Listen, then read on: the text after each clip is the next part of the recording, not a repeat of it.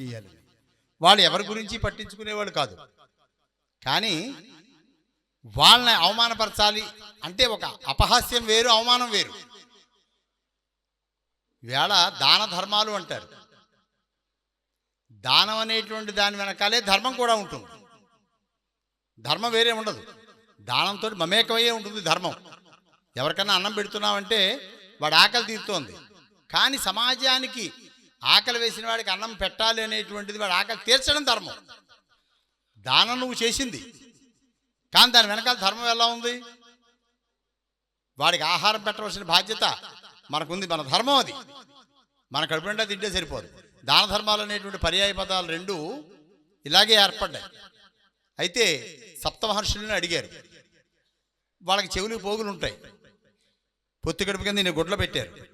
ఆయన దగ్గరికి తీసుకెళ్ళి భృగువుని అడిగారు, మా పుట్టింటి ఆడపడుచండి, దీనికి ఆడపిల్ల పుడుతుందా మగపిల్లాడు పుడతాడా చెప్పాలి, ఈ అమ్మాయికి పురిటికి తీసుకెడుతున్నాం అని నవ్వుకున్నారు వాళ్ళు.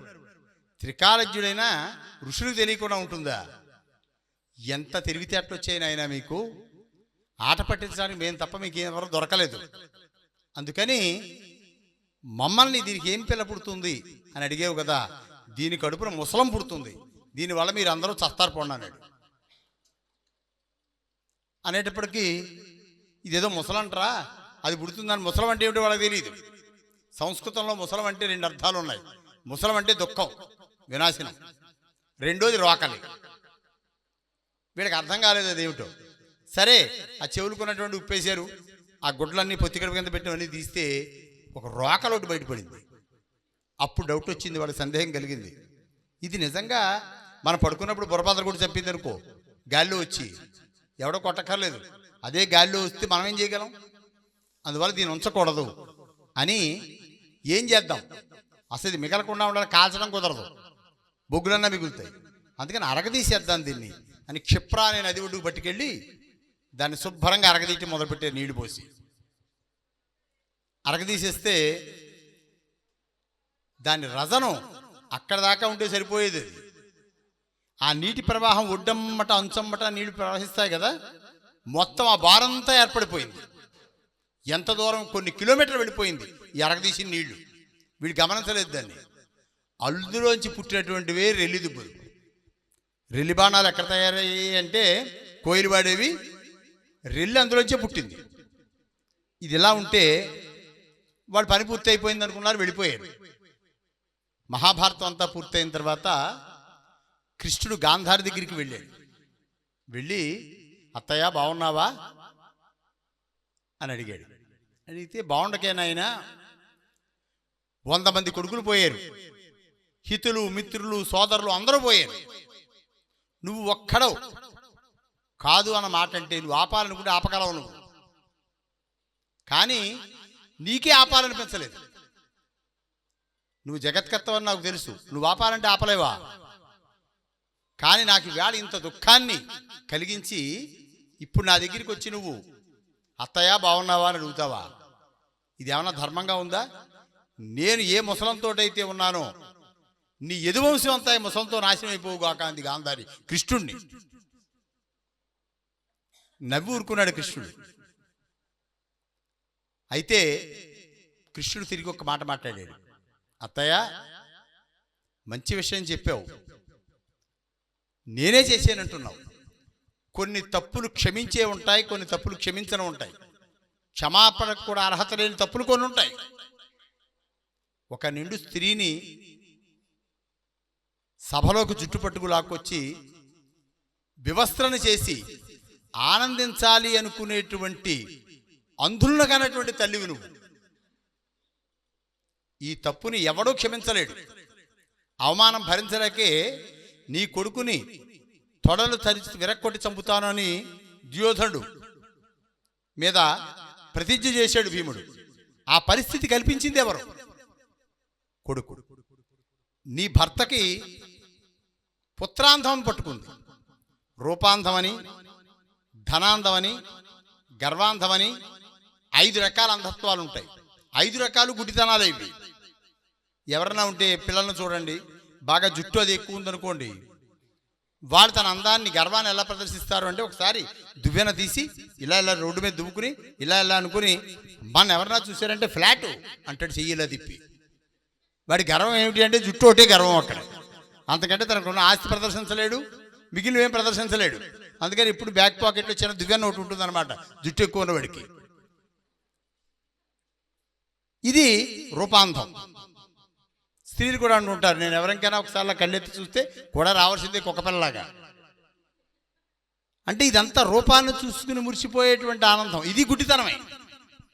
ఈ గుడ్డితనం వల్ల కూడా చాలా ప్రమాదాలు ఉంటాయి వేళ.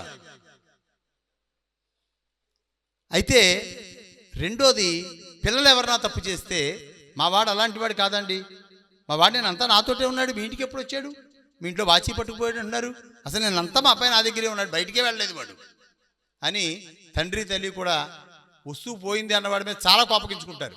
వచ్చాడండి మీ అబ్బాయి, వచ్చాడు, తీసేయడండి, సీసీ కెమెరాలో రికార్డ్ అయిందన్నా సరే మా వాడు అలాంటి వాడు కాదు. దీన్ని ఏమంటారు? అంధత్వం అంటారు. మితిమీరి పిల్లల మీద మనం పెంచుకున్నటువంటి ప్రేమ ఎలా మారిపోయిందంటే అది అంధత్వంగా మారిపోయింది, గుడ్డితనంగా. నువ్వు తప్పును కూడా సమర్థిస్తున్నావు. అత్తయ్య, ఇంత తప్పు జరుగుతుంటే సభలో మహారాజు అయినటువంటి ధృతరాష్ట్రుడిని అడిగింది ద్రౌపది, మామయ్య ఇది ఏమన్నా ధర్మంగానే ఉందా నీకు? నేను ఇంటి కోడలు, నన్ను ఇలా అవమానపరచాలనుకున్నప్పుడు నీకు బాధ అనిపించట్లేదా అంటే ధృతరాష్ట్రుడు అన్నట్ట, అమ్మ గుడ్డాండి కదా నాకేం కనపట్టలేదు అన్నాడు. ఆయన గుడ్డివాడైతే మిగిలిన వాళ్ళందరూ గుడ్డివాళ్ళు అవ్వలేదు కదా. అప్పుడు కృష్ణుడు అన్నాడు, ఒక మహారాజే తన కళ్ళెదురుగుండా అన్యాయం జరుగుతోంది, తప్పు జరుగుతోంది అన్నప్పుడు ఖండించవలసిన వాడే నేను గుడ్డాన్ని అని తప్పించుకున్నప్పుడు ఈ రాజ్యాన్ని నేను ఎందుకు కాపాడాలి? ఇలాంటి దుర్మార్గుల రాజ్యాన్ని నేను ఎందుకు కాపాడాలి? అసలు ఏ తప్పు ఎక్కడి దాకా చేయకూడదో అక్కడి దాకా చేయాలి అంతే. అది మించితే ధర్మ సంస్థాపనార్థాయ సంభవామి యుగే యుగే, నేనే నా సుదర్శనంతో కదిలిస్తాను వీళ్ళందరినీ. అంతటి తప్పు చేసిన వాడు మొట్టమొదటివాడు నీ భర్త. రెండు, సుయోధనుడు అధికారం చేతిలో ఉంది కదానని, తను అనుకున్నటువంటి జరగలేదని, శాశ్వతంగా తనే ఉండాలని ఏ తప్పు చేయకూడదు ఆ తప్పును ప్రేరణ చేశాడు. ఇంకొక నీతి చెప్తాను నీకు, విను. ఒక మహావృక్షాన్ని కోల్చాలి అంటే చెట్టుకు దూరంగా ఉండి నువ్వేం చేయలేవు. ఆ చెట్టు కిందే ఉండి ఆ చెట్టు నుంచి పండిన పండు నేల మీద పడితే తింటూ, ఆ చెట్టు ఛాయని ఆస్వాదిస్తూ, ఆ చెట్టు యొక్క కర్రని గొడ్డల కామగా చేసుకుని ఒక్కో వేరే నరికితే ఎంత పెద్ద వృక్షమైనా కొంతకాలానికన్నా కూలిపోతుంది. ఇదే శకుని నీతి. 8 నీతులు ఉంటాయి: కుటిల నీతి, శకుని నీతి, వక్ర నీతి, బృహస్పతి నీతి, విదురు నీతి అని. నేను అనుకున్నట్టు తత్వాలు పరమాత్మకు ఎలా ఉంటాయో గొప్ప గొప్ప వాళ్ళకి నీతి కూడా ఉంటుంది. మనం ఏ నీతిని అవలంబిస్తున్నాము అనేటువంటిది. శకుని పాండవ పక్షపాతి. మహాభారతం గురించి మాట్లాడవలసి వస్తే అసలు మనం ఎలా బ్రతకాలో, తమ్ముడంటే ఎవరో, భార్య అంటే ఏమిటి, తండ్రి అంటే ఏమిటి, సోదరులు కాకుండా మన సేవకులు అంటే ఏమిటి, మన కోసం ప్రాణార్పణ చేసే మిత్రులు అంటే ఏమిటి అనేది ఒక రామాయణంలో తప్ప మీకు ఎక్కడా తెలియదు.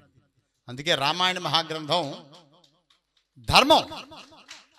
తండ్రి గారు బాధపడుతున్నారని తండ్రి గారు కేకేసి వెళ్ళమని చెప్పలేదు అరణ్యానికి. తనకు తానుగా సంసిద్ధుడయ్యాడు.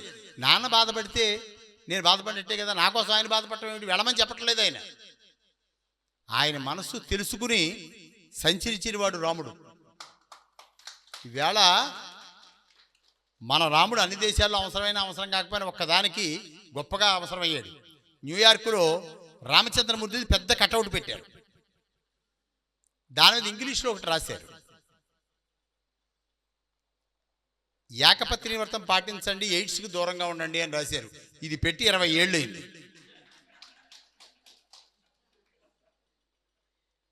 మా రాముడు దేనికి పనికి వచ్చాడు అంటే, ఏకపత్ని వ్రతం దేనికి? భార్య సంచరిస్తే వచ్చేది కాదు, భర్త నుంచి కూడా సంక్రమించేది. ఎందుకని అంటే ఈవేళ ప్రెగ్నెన్సీ వచ్చి పుట్టింటి డెలివరీ కోసం పెడితే అమ్మాయికి బెంగ. ఈయన బుద్ధిమంతుడు కాదనుకోండి, ఈయన ఎలా ప్రవర్తిస్తాడని వచ్చేదాకా అసలే శరీరం కంట్రోల్లో ఉండదు అని రోజుకి 8 సార్లు ఫోన్ చేస్తుంది పాపం ఆవిడ. నేను 2 మాసంలో వెళ్ళిపోతాను, 3 మాసంలో వెళ్ళిపోతాను, ఆయన ఒక్కరు ఉండలేరు, ఆయన అన్నం పెడితే కానీ ఆయన తినరు, ఆయన ఒక్కరికి ఏం తోచదు, ఈ తోచకుండా ఉండి ఏం పని చేస్తాడు అని భయం. కానీ ఏడాది కాలం సీతను వదిలిపెట్టేటువంటి రాముడు ఎవరిని కన్నెత్తి చూడలేదు. సీతాదేవి వియోగం తర్వాత కూడా అనేక మంది శూర్పణఖ చాలా సౌందర్యంగా వచ్చింది. నేను నా భార్య తప్ప నా మనసులో ఎవ్వరూ లేరు. పాతివృత్యం అంటే స్త్రీదే కాదు, పురుషుడిది కూడా పాతివృత్యమే. పురుషుడు కూడా అంత కరెక్ట్గా ఉంటేనే పాతివృత్యం అంటారు దాన్ని. ఒక స్త్రీ ఒకదానికి సంబంధించిన మ్యాటర్ కాదు ఇది. అంతటి గొప్పగా మాట్లాడాడు రాముడు. తదుపరి ఆత్మీయత అంటే ఏకపత్ని వ్రతం పరిపాలించిన వాళ్ళు ఎందుకు ఉపయోగపడింది అది అంటే సమాజ శ్రేయస్సు. భార్యకి ఎక్కడికి వెళ్ళినా ఈయన మనసులో నేనున్నాను అనేటువంటి భావన కావాలి. స్త్రీ ఏం కోరుకుంటుందంటే తెలివైన భర్తలు కొన్ని పనులు చేస్తారు. రాత్రి 10ంటికి 11 గంటలకి ఇంటికి వచ్చే భర్తలు కూడా వచ్చేటువంటి మార్కెట్లో రూపాయి పెట్టి మల్లెపూలు కొని పట్టుకొస్తారు ప్యాకెట్లో చుట్టి. పట్టుకొచ్చి ముందు ఇంకేం అండావిడ అప్పటికే ఇంత లేట్ అయిందని పాపం కళ్ళు ఇంత చేసి చూసుకుంటూ ఉంటుంది. లోపల పువ్వులు అట్టుకొచ్చి చేతిలో పెడతాడు. ఈ కోపం అంతా పోయింది. ఆలోచన ఏమిటంటే ఈయన ఎంత దూరం వెళ్ళా ఈయన మనసులో నేను ఉన్నాను, లేదా పట్టరారు కదా.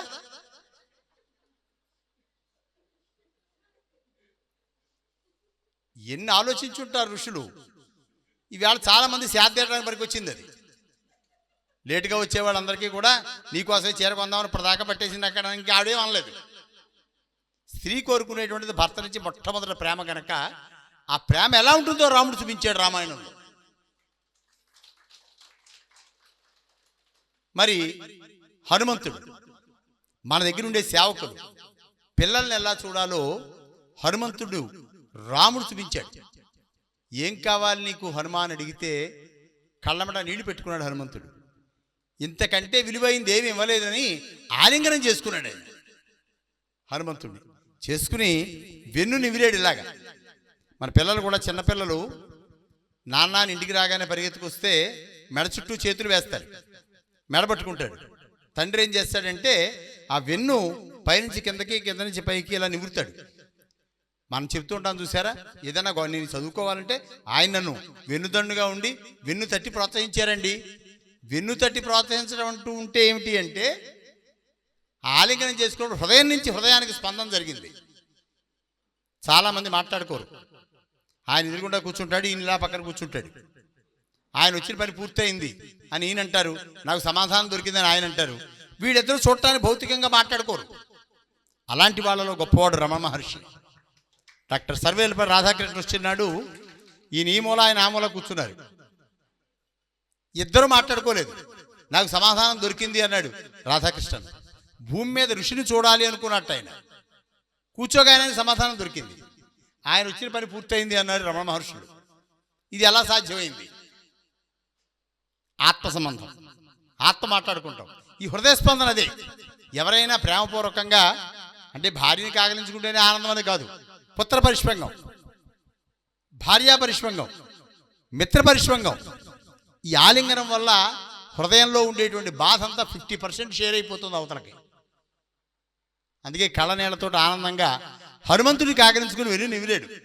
హనుమంతుడు అంత గొప్పవాడు అవడానికి ఏమిటి కారణం అంటే రామాంశలో సగవంశ ఆయనకే వచ్చేసింది. అంతటి గొప్పవాడు రామచంద్రుడు. మరి ఇంతకంటే కూడా కైక చేసిన తప్పు, మనం భగవంతుడు ఏం అడగొచ్చో ఏం అడగకూడదో మనకు తెలియకపోతే అది మన ప్రాణానికే ముప్పు అవుతుంది. 70 ఏళ్ళ ఆవిడ వడ్డాణం చేయించుకోవాలి గొడవ పెట్టి, మా తమ్ముడు కూతురు పెళ్ళి మేము నాళ్ళు అయింది మిమ్మల్ని కట్టుకుని నేను సుఖపడ్డాను, నాకు ఏ ఆనందం లేదు మీతోటి అంటే అలంపురం దగ్గర ఓ ముసలాయన తనకున్న అరెకరం అమ్మేసి ఆ ముసలాడికి వడ్డాణం చేయించాడు. అది మామూలు వడ్డాణం కాదు, వజ్ర వడ్డాణం. గజ్జలు ఉంటుంది దాని చుట్టూ గల్లు గల్లుమంటూ. 70 ఏళ్ళ ఆవిడ అడిగే వేలేని ఆవిడ ఈ వడ్డాణం పెట్టుకుంటే ఎవరు చూశారు? అందరూ నవ్వుకున్నారు కూడా. తిరిగి ఇంటికి వెళ్ళిపోయేటప్పుడు తమ్ముడు వచ్చి చెప్పాడు, అక్కయ్య వచ్చావు జాగ్రత్తగా వెళ్ళు, మళ్ళీ ఒక్కదాన్ని పెడుతున్నావు, బావ ముందు వెళ్ళిపోయాడు, ఇంటి దగ్గర ఎవరు లేరని. అని చెబితే అలాగే అని జాగ్రత్తగా కారు ఎక్కింది. కొంత దూరం వెళ్ళేటప్పటికి అందరూ ఈవిని చూస్తున్నారో లేదో ఈవిడ చూసుకునేది. నాకు వడ్డాణం ఉంది, అందరూ దీని వెంక చూస్తున్నారో లేదా, పెళ్లిలో ఆనందంగా రామచంద్రలా తిరిగేది, మెల్లిమెల్లిగా అడుగులు వేసుకుంటాడు. ఓ దొంగాడు కూడా చూస్తున్నాడు. ఈ ముసలావిడ పరిగెత్తలేదు బయటికి, ఇది లాక్కుపోతే మనకి చిన్న చిన్న దొంగతనాలు చేయక్కర్లేదు, ఒక్క దొంగతనంతో సరిపోతుంది, నా లైఫ్ సెటిల్ అయిపోతుంది అని వాడు ఆలోచన వాడిది. ఈ కారు ఎక్కేటప్పుడు ఆ వడ్డాణం పుచ్చుకుని ఒక్క లాగులాగి పరిగెత్తుకుపోయాడు. అది ఊడి రాలేదు, మొర్రో మొర్రో మొర్రోమని నడుస్తోంది, దొంగ దొంగ దొంగ పట్టుకుపోతున్నాడని. ఏ ఆభరణం పట్టుకుంది ఆవిడ? ఈ వడ్డాణం లాక్కుపోతున్నాడు కదా అని బంగారాన్ని పట్టుకుంది గట్టిగా, వాడు లాక్కెళ్ళిపోకుండా. ఎంత గుంజనే ముసలావిడ విడిచిపెట్టడం లేదు. వాడికి మిగిలిన వాడు వచ్చేస్తున్నాడు దగ్గరికి. ఈవిడ ఎలా అయితే వదలదని వాడి దగ్గర చాకు తీసి గుండెలో పెట్టి ఒక్క పోటు పొడిచాడు. ఈ వడ్డాణం వదిలేసింది. చచ్చిపోయాను బాబోయ్ అని ఇలా పట్టుకుంది. వెనక్కి పడింది, 5 నిమిషాల్లో ప్రాణం పోయింది. భర్త వచ్చి అన్నాడు బాధపడుతూ, ఈ వడ్డాణం చేయించేదాకా నన్ను చంపింది, ఈ వడ్డాణం చేయించుకుని తను చచ్చిపోయింది.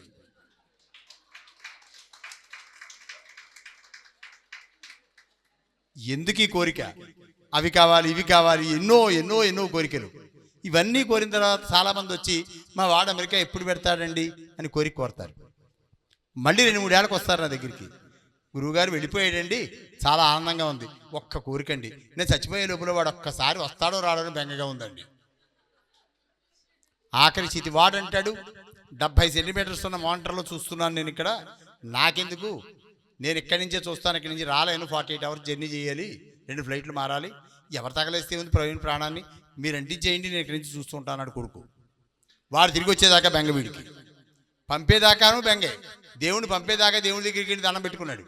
మళ్ళీ వాడు తిరిగి వస్తాడో రాడో అని మళ్ళీ పూజలు మొదలెట్టాడు. అసలు ఈ పూజలకి అర్థం ఉందా? ఈ కోరికలకి ఎక్కడన్నా ఇది ఉందా?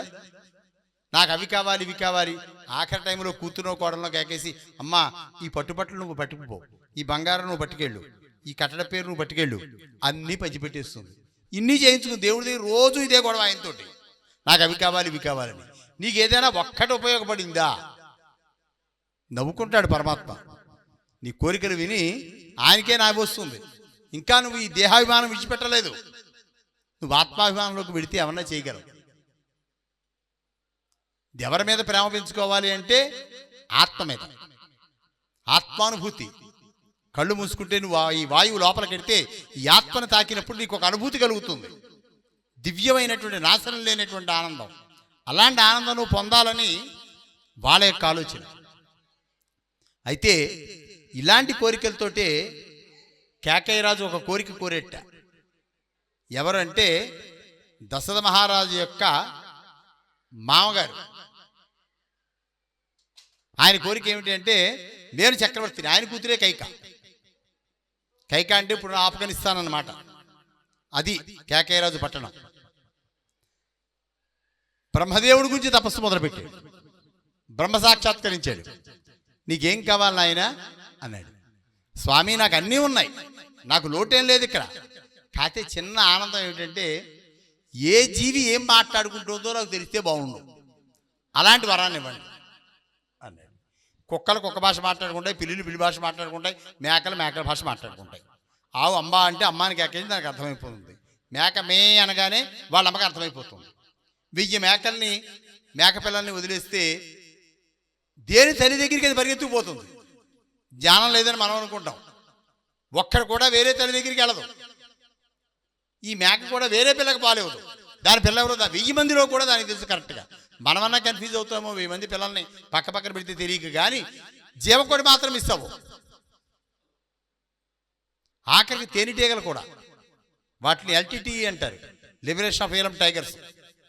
ఎవరైనా తేనె తెట్టు మీద దాడి చేస్తే పోతే పోయిందిలే, సంపాదించుకుని డబ్బు పోయింది, మధువు పోయింది అని విడిపోతాయి అక్కడి నుంచి. పిల్లలున్న తెట్టి దగ్గరికి వెళ్ళామనుకోండి,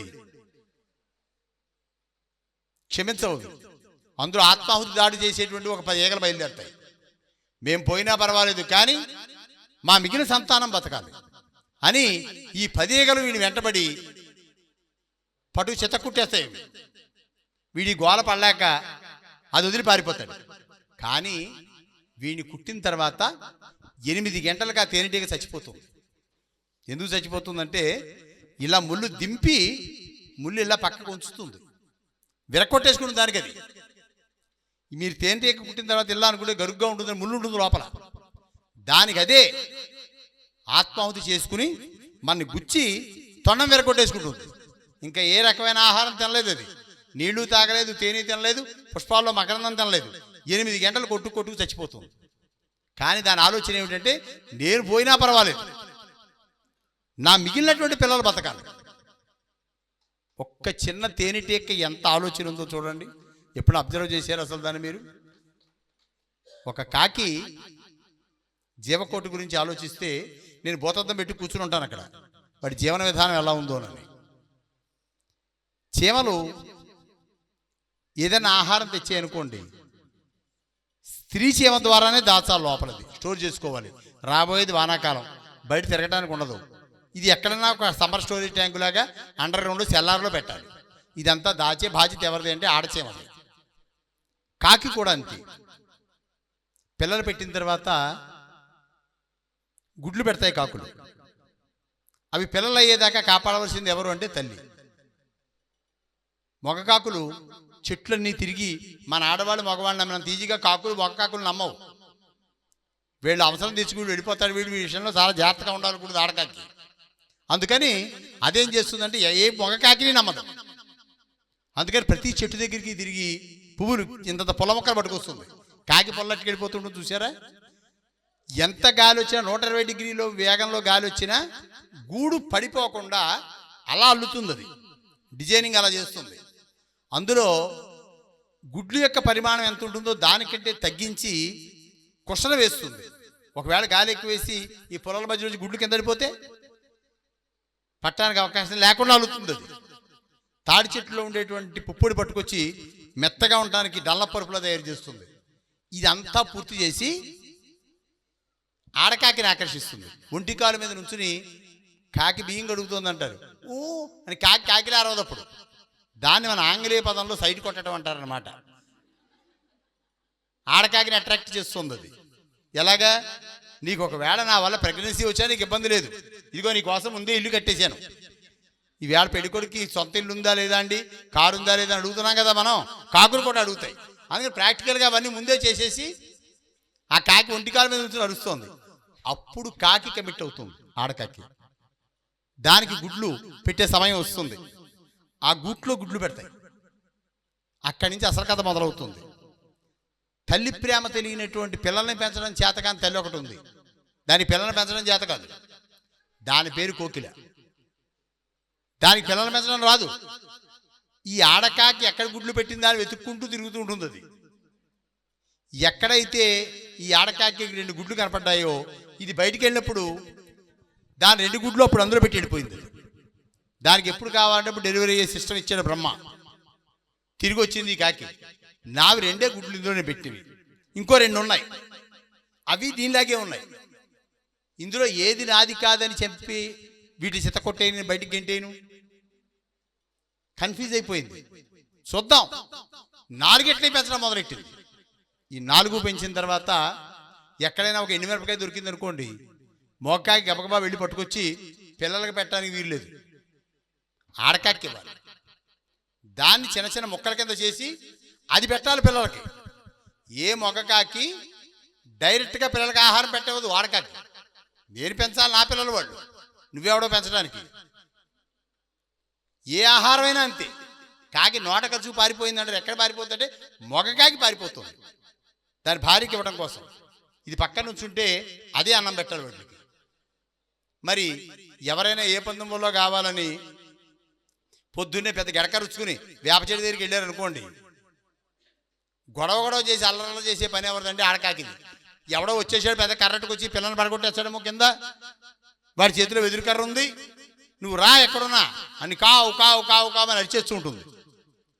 మనం ఇంకా పందు పొల కోసుకునే పనిలో ఉంటాం. ఇది అరవగానే వెనకాల నుంచి మొక్కాయకి వచ్చి దిప్ప మీద తన్ని వెళ్ళిపోతుంది. మనం అటాక్ చేసే పని ఎవరిది అంటే మొక్కాకి. ఆ నీతి అప్పుడు ఉంది, ఇప్పుడు ఉంది. మొర్రో అనే పని వీళ్ళదైతే కాపాడవలసిన పని వాళ్ళది పడింది. ఇదేమిట్రా మనం ఈ పక్క తిరిగితే అరిచిన సేపు అరిచింది డిప్ప మీద తన్నేసింది ఎవరు అనుకుంటాం మనం. ఎప్పుడు మనం వెనకాల ఉంటుంది అది. ఎక్కడి నుంచి అయితే తన్నితే మళ్ళీ తిరిగి మనం దాన్ని చూడమో ఆ ప్రాంతం ఎన్నుకుంటుంది మొగకాకి. అందుకని అరిచేది ఒకటి, అటాక్ చేసేటువంటిది ఒకటి, ఇలా ఉంటుంది. మరి ఈ పిల్లలు చిన్న చిన్నవి పెరిగిన తర్వాత కాకి కా కా నరిస్తే కోకిల కూ అంట మొదలెడుతుంది. అప్పుడు తెలుస్తుంది కాకి ఈ రెండు పిల్లలు నావి కాదు, ఇప్పటివరకు అటాచ్ చేసుకున్న పిల్లలు ఇవి అని వాటిని పొడవడం మొదలెడుతుంది. ఈ లోపులో కోకిల ఏం చేస్తుందంటే ఎప్పుడప్పుడు ఈ పిల్లలకి పరిస్థితి వస్తుందని అది పక్కనే మాటేసి కూర్చుంటుంది. రా అమ్మ మనం వెళ్ళిపోదాం అది ఈ రెండు పిల్లలను తీసుకుని అడవిలోకి వెళ్ళిపోద్ది కోకిల. ఒక్క సృష్టి గురించి, ఒక్క జీవి గురించి ఆలోచిస్తే ఇన్ని రకాల అనాలిసిస్లు ఉన్నాయి అందులో. మనం ఒకళ్ళనే గొప్పవాడు అనుకుంటే ఎలాగా? పాపం వాటి మానవ భాష రావట్లేదండి, మానవ భాష వస్తే ఎంత బాగుండో అని మనం అనుకున్నాం అనుకోండి, కుక్క కూడా అనుకుంటుంది నాకు నా భాష వాళ్ళకి వస్తే ఎంత బాగుండు. ఎందుకంటే ఆకలేసి తినబోతే ఇంతలా దుడ్డుగారట్టుకొచ్చి రెండు మీద తిట్టుకుంటాడు. వాడికి ఉంది ఆకలి, నాకు ఉంది, ఆకలితో చచ్చిపోతున్నాను రా బాబు అన్నవాడు వినిపించుకోవట్లేదు. నా భాష వస్తే ఎంత బాగుండు, ఆకలి వేస్తుందనో మాట చెప్తే వాడికి అర్థమైతే బాగుండు. నా కుక్క భాష వాడికి రావట్లేదు, అందుకే వాడు నన్ను కుడుతున్నాడు. మనమేమో మా భాష మాకు వచ్చు, మిగిలిన జీవకోటి భాష పాప మోగ జీవులు అవన్నీ అంటున్నాం, అవి అనుకుంటాయి మోగ మానవులు అనుకుంటాయి. మరి అంతే కదా, వాటి భాష మనకు రానప్పుడు మనం మోగాణం కాకపోతే తెలివైన వాడు ఎలా అయ్యాం? ఈ కేకయ్య రాజు వరం అడిగితే నాయన దీనివల్ల నువ్వు సుఖం పొందలేవు, దైవం కనపడినప్పుడు ఏం అడగాలో ముందు నేర్చుకో. ఏ జీవి ఏం మాట్లాడుకుంటే నీకెందుకు? నీ భాష నువ్వు మాట్లాడుకుంటున్నావు కదా, నీ భార్యా పిల్లలతో ముచ్చటిస్తున్నావు కదా, మిత్రులతో చాలు, ఇంతకంటే ఆనందం ఏం కావాలన్నాడు. కాదు, నేను నీకంటే గొప్పవాడిని అయిపోతానని ఈ వరం నాకు ఇవ్వట్లేదు అన్నాడు బ్రహ్మదేవుని. సరే అయితే అనుభవించు, ఏ జీవి ఏం మాట్లాడుకుంటుందో అన్నీ నీకు అర్థమవుతాయి. కానీ ఎప్పుడైనా ఏ జీవి ఏం మాట్లాడిందో పక్క వాళ్ళకి ఎవరికన్నా చెప్పేవరకో నీ తలకాయ 1000 ముక్కలై చచ్చిపోతావు ఆ నిమిషంలో. అనుభవించి వెళ్ళాను. కడుపులో ఆనందపడటమే తప్ప ఏ జీవి ఏం మాట్లాడిందో ఎవరికైనా చెప్తే వీడు ఉండడు. అలాగే బతికాడు కేకయ్య రాజు, కేక తండ్రి. ఓ రోజున రాత్రి భోజనం అయింది, మంచం మీద కూర్చున్నారు భార్యాభర్తలు ఇద్దరు. ఆవిడ తాంబూలం చుట్టిస్తోంది భర్తకి, ఒక్కో తామలపాకే జాగ్రత్తగా ఈ 5 వేలకి పెట్టుకుని ఒక్కో తాంబూలం తినిపిస్తోంది. ఈ లోపల ఒక చీమల దండు బయలుదేరింది. చీమలు ప్రోటోకాల్ చాలా బాగా పాటిస్తాయి. అది ముందు వెళ్ళే చీమ లైన్ రిలీజ్ చేసి చెబుతూ ఉంటుంది మీరు రండి అని. ఇది ఎన్ని వంకరలు తిరిగితే అది కూడా అన్ని వంకరలు తిరుగుతుంది తప్ప తినగా వెళ్ళదు. అది మా నాయకుడు చెప్పింది మనకు కరెక్ట్, అలా మన గురువు చెప్పిందే కరెక్ట్ అని మనం అనుకున్నాం అనుకోండి, క్రమశిక్షణ తగ్గకుండా వెళ్ళగలం. కొత్త కొత్త ఆలోచనలు బుర్రకు వచ్చాయనుకోండి, వీడే మార్గ మధ్యలోనే ఇరుక్కుపోతాడు అటు ఇటు కాకుండా. చీమలు మాత్రం అంత సిస్టమ్ పాటిస్తాయి. ఒక పంచదార పలుకు దొరికితే ఆ యొక్క చీమల రంధ్రంలో పట్టుకెళ్దామని చూస్తాయి. ముందు 2 చేతులతో లోపలికి ఎండుతుంది, రాలేదనుకోండి ఇది లోపలికి వెళ్ళిపోయి కాళ్ళతోటి వెనక్కి తన్ని చూస్తుంది. అలా కూడా రాలేదనుకోండి బుధం మీదకి ఎక్కుని ఒంగులు లోపలికి ఎడుతూ ఉంటుంది. మీరు భూతద్దం పెట్టుకుని ఒకసారి ఎప్పుడైనా అనాలిసిస్ చేస్తే దాని లక్షణాలన్నీ మీకు తెలుస్తాయి. ఈ ఆహారం దాచడం కోసం ఎంత బాధపడుతుందో అది. అంతటి ఆలోచన ఒక చిన్న చీమకుంది. ఇవి ప్రోటోకాల్లో వెడుతూ ముందు చీమ ఆగిపోయింది. లైన్ ఉంది వెనకాల, బోడంత లైన్ ఉంది. ఏమే ఎందుకు ఆగిపోయావు అని అడిగింది వెనకాల చీమ. ఇక్కడ ఎవడో కాలు అడ్డంగా పెట్టాడు, ఏమేళ్ళం అంది. ఎవరో చూడు అంది మూడో చీమ. అది పైకి చూసి కేకయ్య మహారాజు గారు కాలు ఇది, ఓ కాలు మంచం మీద ఓ కాలు కింద పెట్టి కూర్చున్నాడు అని చెప్పింది నాలుగో చీమకి. ఐదోదంది ఆ వాడు మహారాజు అయితే మనకెందుకు, చిటుక్కులో కుట్టు కాలు తీస్తాను వెళ్ళిపోదాం.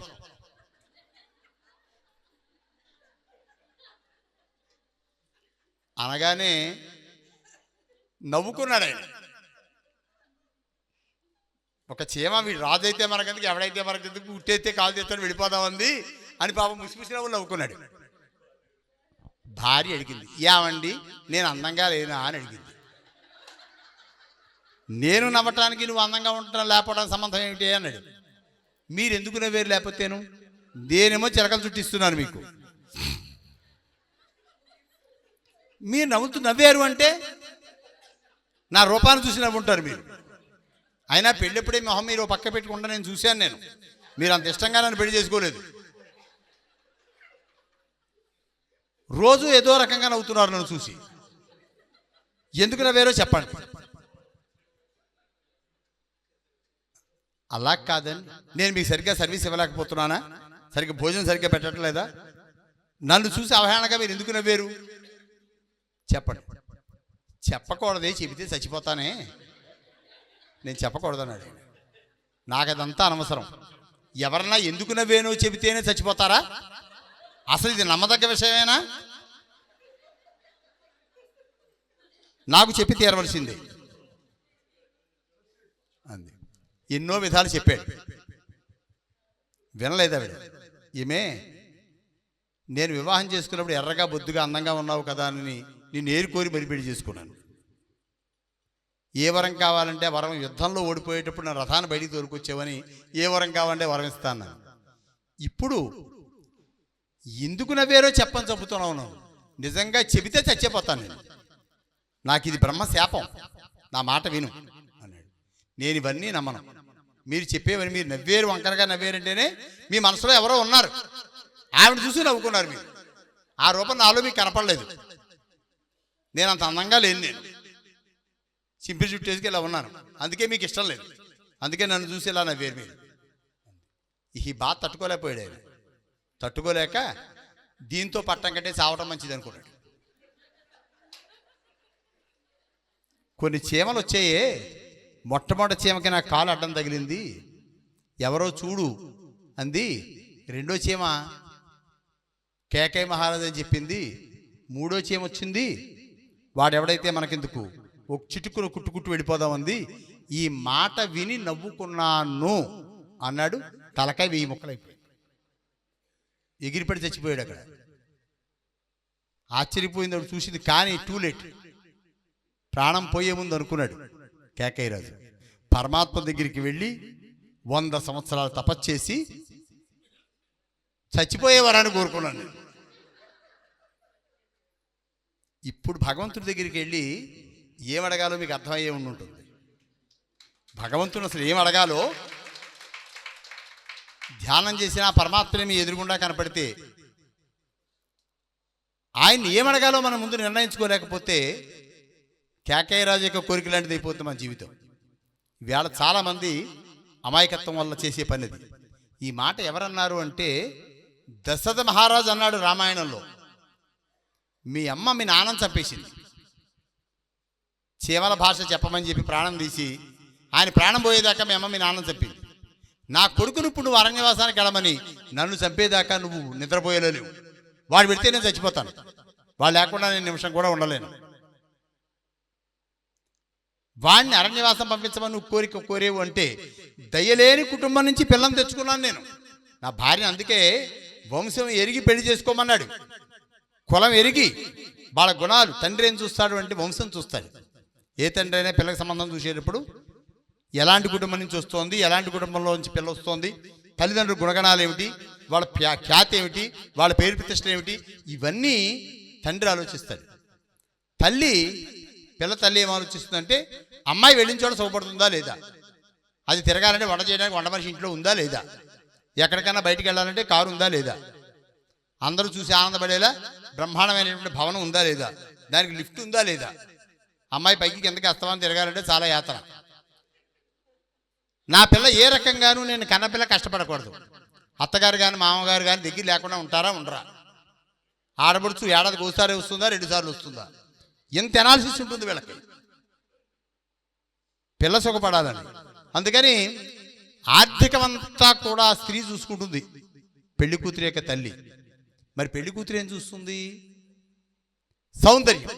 అబ్బా భలే ఉంటాడు మీ ఆయనే, అతను నవ్వుతుంటే అదో టైపులో ఉంటుంది అనుకో అంటే ఈ అమ్మాయికి ఇంత అయిపోతాయి భుజాలు. మరి ఏమనుకున్నావు, ఆయన ఆజానుబాహుడు. ఆ అమ్మాయి రూపం చూస్తుంది పిల్లక. అందుకనే ఇన్నాళ్ళు కని పెంచి వద్దమ్మా అని వారు లవ్ మ్యారేజ్ వద్దు, నువ్వు ఇబ్బంది పడతావు అని తల్లి చెప్పినా తండ్రి చెప్పినా నాకు అదంతా అనవసరం. నా కళ్ళతో చూడండి మన్మధుల్లో కనపడ్డాడు. మీకు నచ్చితే నాకేంటి, నచ్చకపోతే నాకేమిటి, నాకు నచ్చాడు కదా. ఈ లాంగ్వేజ్ అంతా ఎక్కడి నుంచి వస్తుంది? తనకు నచ్చాడు కనుక. వివాహంలో కూడా మగపిల్లాన్ని ముందు దండేయమని చెప్పరు, ఆడపిల్ల చేత వేయిస్తారు. వివాహంలో పిల్లాడు నచ్చాడా లేదా అని అడగవలసింది ఆడపిల్లని. మగపిల్లాన్ని అడిగి పర్వాలేదు అదే ఇష్టం అవుతుందని చేశాడు అనుకోండి, 6 నెలలు తిరగకుండా డైవర్స్ వచ్చేస్తాయి. వివాహంలో కూడా జీలకర్ర బెల్లం కూడా ముందు అమ్మాయి చేత పెట్టిస్తారు, దండ అమ్మాయి చేత ఇస్తారు. అమ్మాయి ఇష్టపడి కనుక వివాహం చేసుకుంటే ఎన్ని కష్టాలున్నా ఎన్ని బాధలున్నా ఒక్క మాట కూడా పుట్టింట్లో చెప్పదు, అమ్మతోడు కానీ నాన్నతోడు కానీ. తను భరిస్తుంది, తను మెచ్చి చేసుకుంది కనుక. అందుకని సంబంధం నచ్చిందా లేదా అని ముందు అడగవలసింది ఎవరిని అంటే అమ్మాయిని. అబ్బాయిని కూడా ఉంచి తన కంట్రోల్లో తెచ్చుకోగలదు స్త్రీ. వాడు ఎలాంటి వాడైనా నీ గుంజ కట్టేసినటువంటి ఆంబోతులు లాంటి వాడు. ఎంత దానికి తాడుంది ముక్కుకి. పెళ్ళిళ్ళలో చెప్తారు చూసారు, వీడి ముక్కుతాడు అయితే వాడే పడి ఉంటాడు అని. ఈ ముక్కుతాడు ఏమిటి అంటే కట్టేది స్త్రీకి తాడు కడుతున్నాడు కానీ వాడి ముక్కు వాడే పొడిపించుకుంటున్నాడు అక్కడ.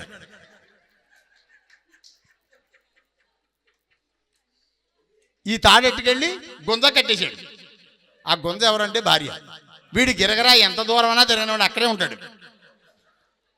సాయంత్రానికి ఇంటికి వచ్చి తీరవలసిందే. అప్పటిదాకా ప్రబులమ డక్కలు తిరిగేవాడు కూడా పెళ్ళైన తర్వాత చూడండి ఆవిడ ఎదురు చూస్తూ, ఎలా నాకు పని ఉందిరా వేళ, ఇదేంట్రా 10 దాకా ఉండేవాడు, మమ్మల్ని కూడా నాకు వేరే పనులు ఉన్నాయిలే అన్నీ నీకు చెప్పేది, నేను వెళ్ళిపోతాను ఇంటికి. 6 7 ఇంటికి వచ్చేస్తాడు. వీడు ఎంత దూరం తిరుగుతాడు కాదని నన్ను కాదని. కంపల్సరిగా ఎప్పుడప్పుడు కమిట్ అయి తీరవలసిందే ఇక్కడ. ఈ సత్యం ఆవిడికి తెలుసు.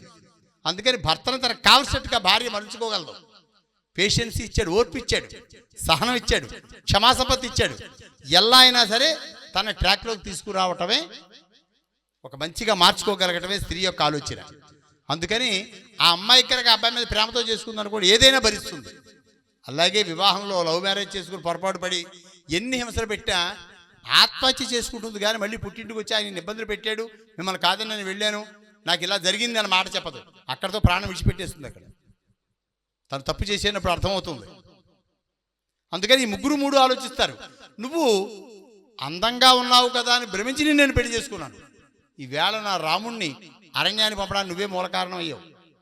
మీ అమ్మ మీ నాన్నని చంపేసింది, ఊరుకుందా? నువ్వు నన్ను చంపేదాకా నిద్రవు అన్నాడు దశరథ మహారాజు కైకేయిని ఉద్దేశించి. కాబట్టి గుణం ఎరిగి చేసుకుంటాం అనేది అన్యకుల సంపర్క జనిత దోష నివారణ సిద్ధార్థం. ఏ వర్ణాశ్రమ ధర్మానికి వాళ్ళ ఆలోచనలకి దానికి సంబంధించి అనుకూలమైన సంతతి కలిగింది అనుకోండి, ఆ ధర్మం బతుకుతుంది. ఇవాళ ఎవరైతే ఏముంది, టెస్ట్ ట్యూబ్ బేబీలు వచ్చాయి, రకరకాల సాధనాలు ఉన్నాయి. సంతానమే కావాలనుకుంటే కుండలో పుట్టినటువంటి వాడు 100 మంది. టెస్ట్ ట్యూబ్ బేబీ మొట్టమొదటి ఎప్పుడు తయారైందంటే మహాభారతంలో గాంధారి కడుపు విచ్ఛిన్నమైనప్పుడు 100 మంది టెస్ట్ ట్యూబ్ బేబీలు తయారయ్యారు. 100 కుండల్లో పెట్టి అందరికీ దు అనే అక్షరంతో ప్రారంభమైంది. దుర్యోధనుడు, దుశ్శాసనుడు, దురధరుడు, ఆఖరిని చిన్న ముక్క మిగిలిపోయింది. దాన్ని ఇంకో కుండలో పెట్టి మొదలెట్టారు. అందులోంచి ఒక పిల్ల బయటకు వచ్చింది, దాని పేరు దుస్సల. ఈ 100 మంది అన్నదమ్ములకి ఒకే ఒక చెల్లెలు, అదే దుస్సల. దాని భర్తే సైంధవుడు. వాడు ప్రతిదానికి అడ్డుపడుతూ ఉండేవాడు. ఎప్పుడన్నా అవకాశం ఉన్నప్పుడు మీరు సంపూర్ణంగా రామాయణం ఏది ఎందుకు చేసి చదివితే అర్థం కాదు, ఏ కారణంతో చేయవలసి వచ్చిందో మీరు తెలుసుకుంటే మాత్రం మంచి పరమార్థం కనపడుతుంది మీకు.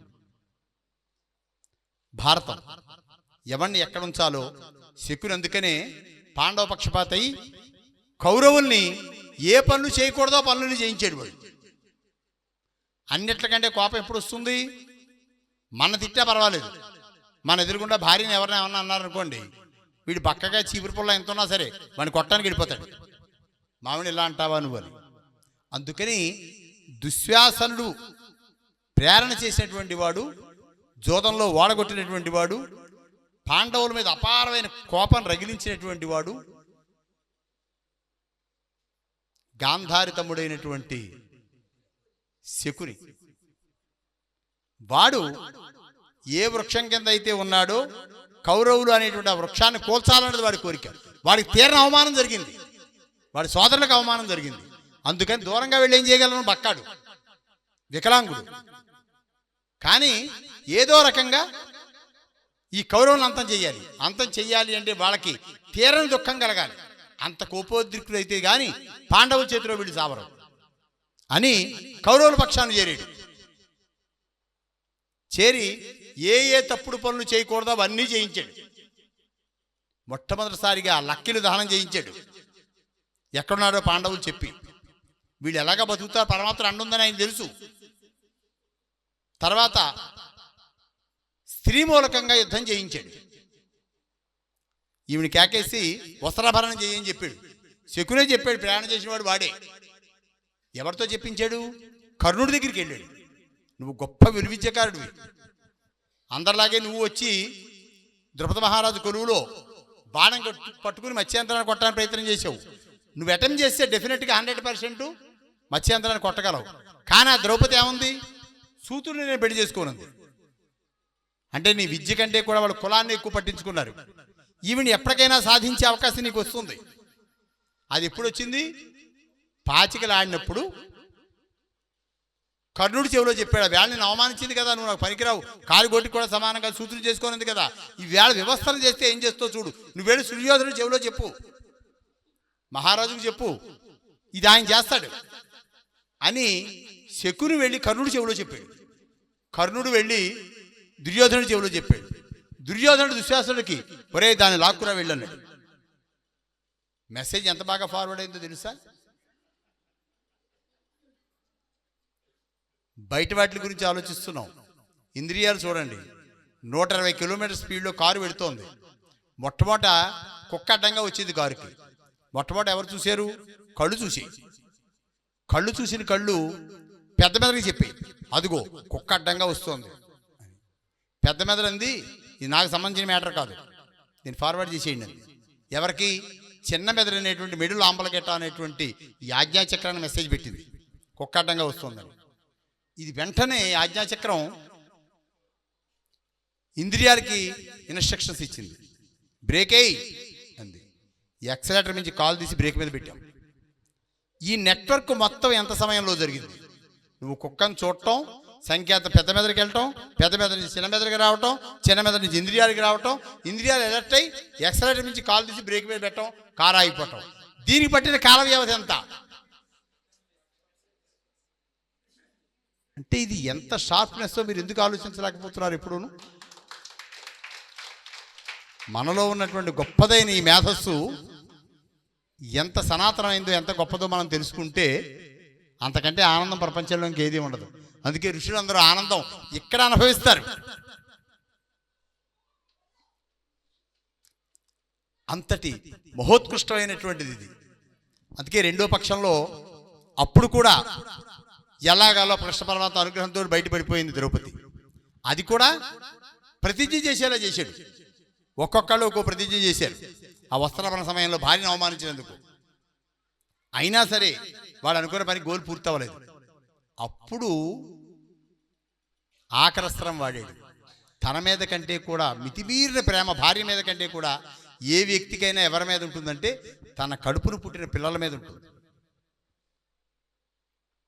అందుకని రణక్షేత్రంలో మాయోపాయం చేత పద్మవ్యూహంలో అభిమన్యుడిని చంపించాడు. అసలు మహాభారతం అంతా అక్కడ మొదలైంది. ముందు జరిగింది భారతం కాదు అది.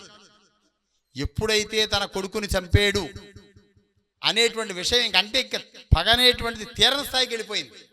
ఇంకా తప్పు క్షమించలేను. భార్యని ఇచ్చేసినా క్షమించగలిగాడు, లక్కింట్లో తన ప్రాణం తీయటానికన్నా క్షమించగలిగాడు. కంటి ఎదురుకుండా కుమారుడు చంపితే తట్టుకోలేనటువంటి తప్పు అన్నమాట అది. అందుకని ఏమైనా సరే ఇంకా ఈ కౌరవులను ముంచకూడదు ఆ నిర్ణయానికి వచ్చేలా తయారు చేశాడు పరమాత్మ.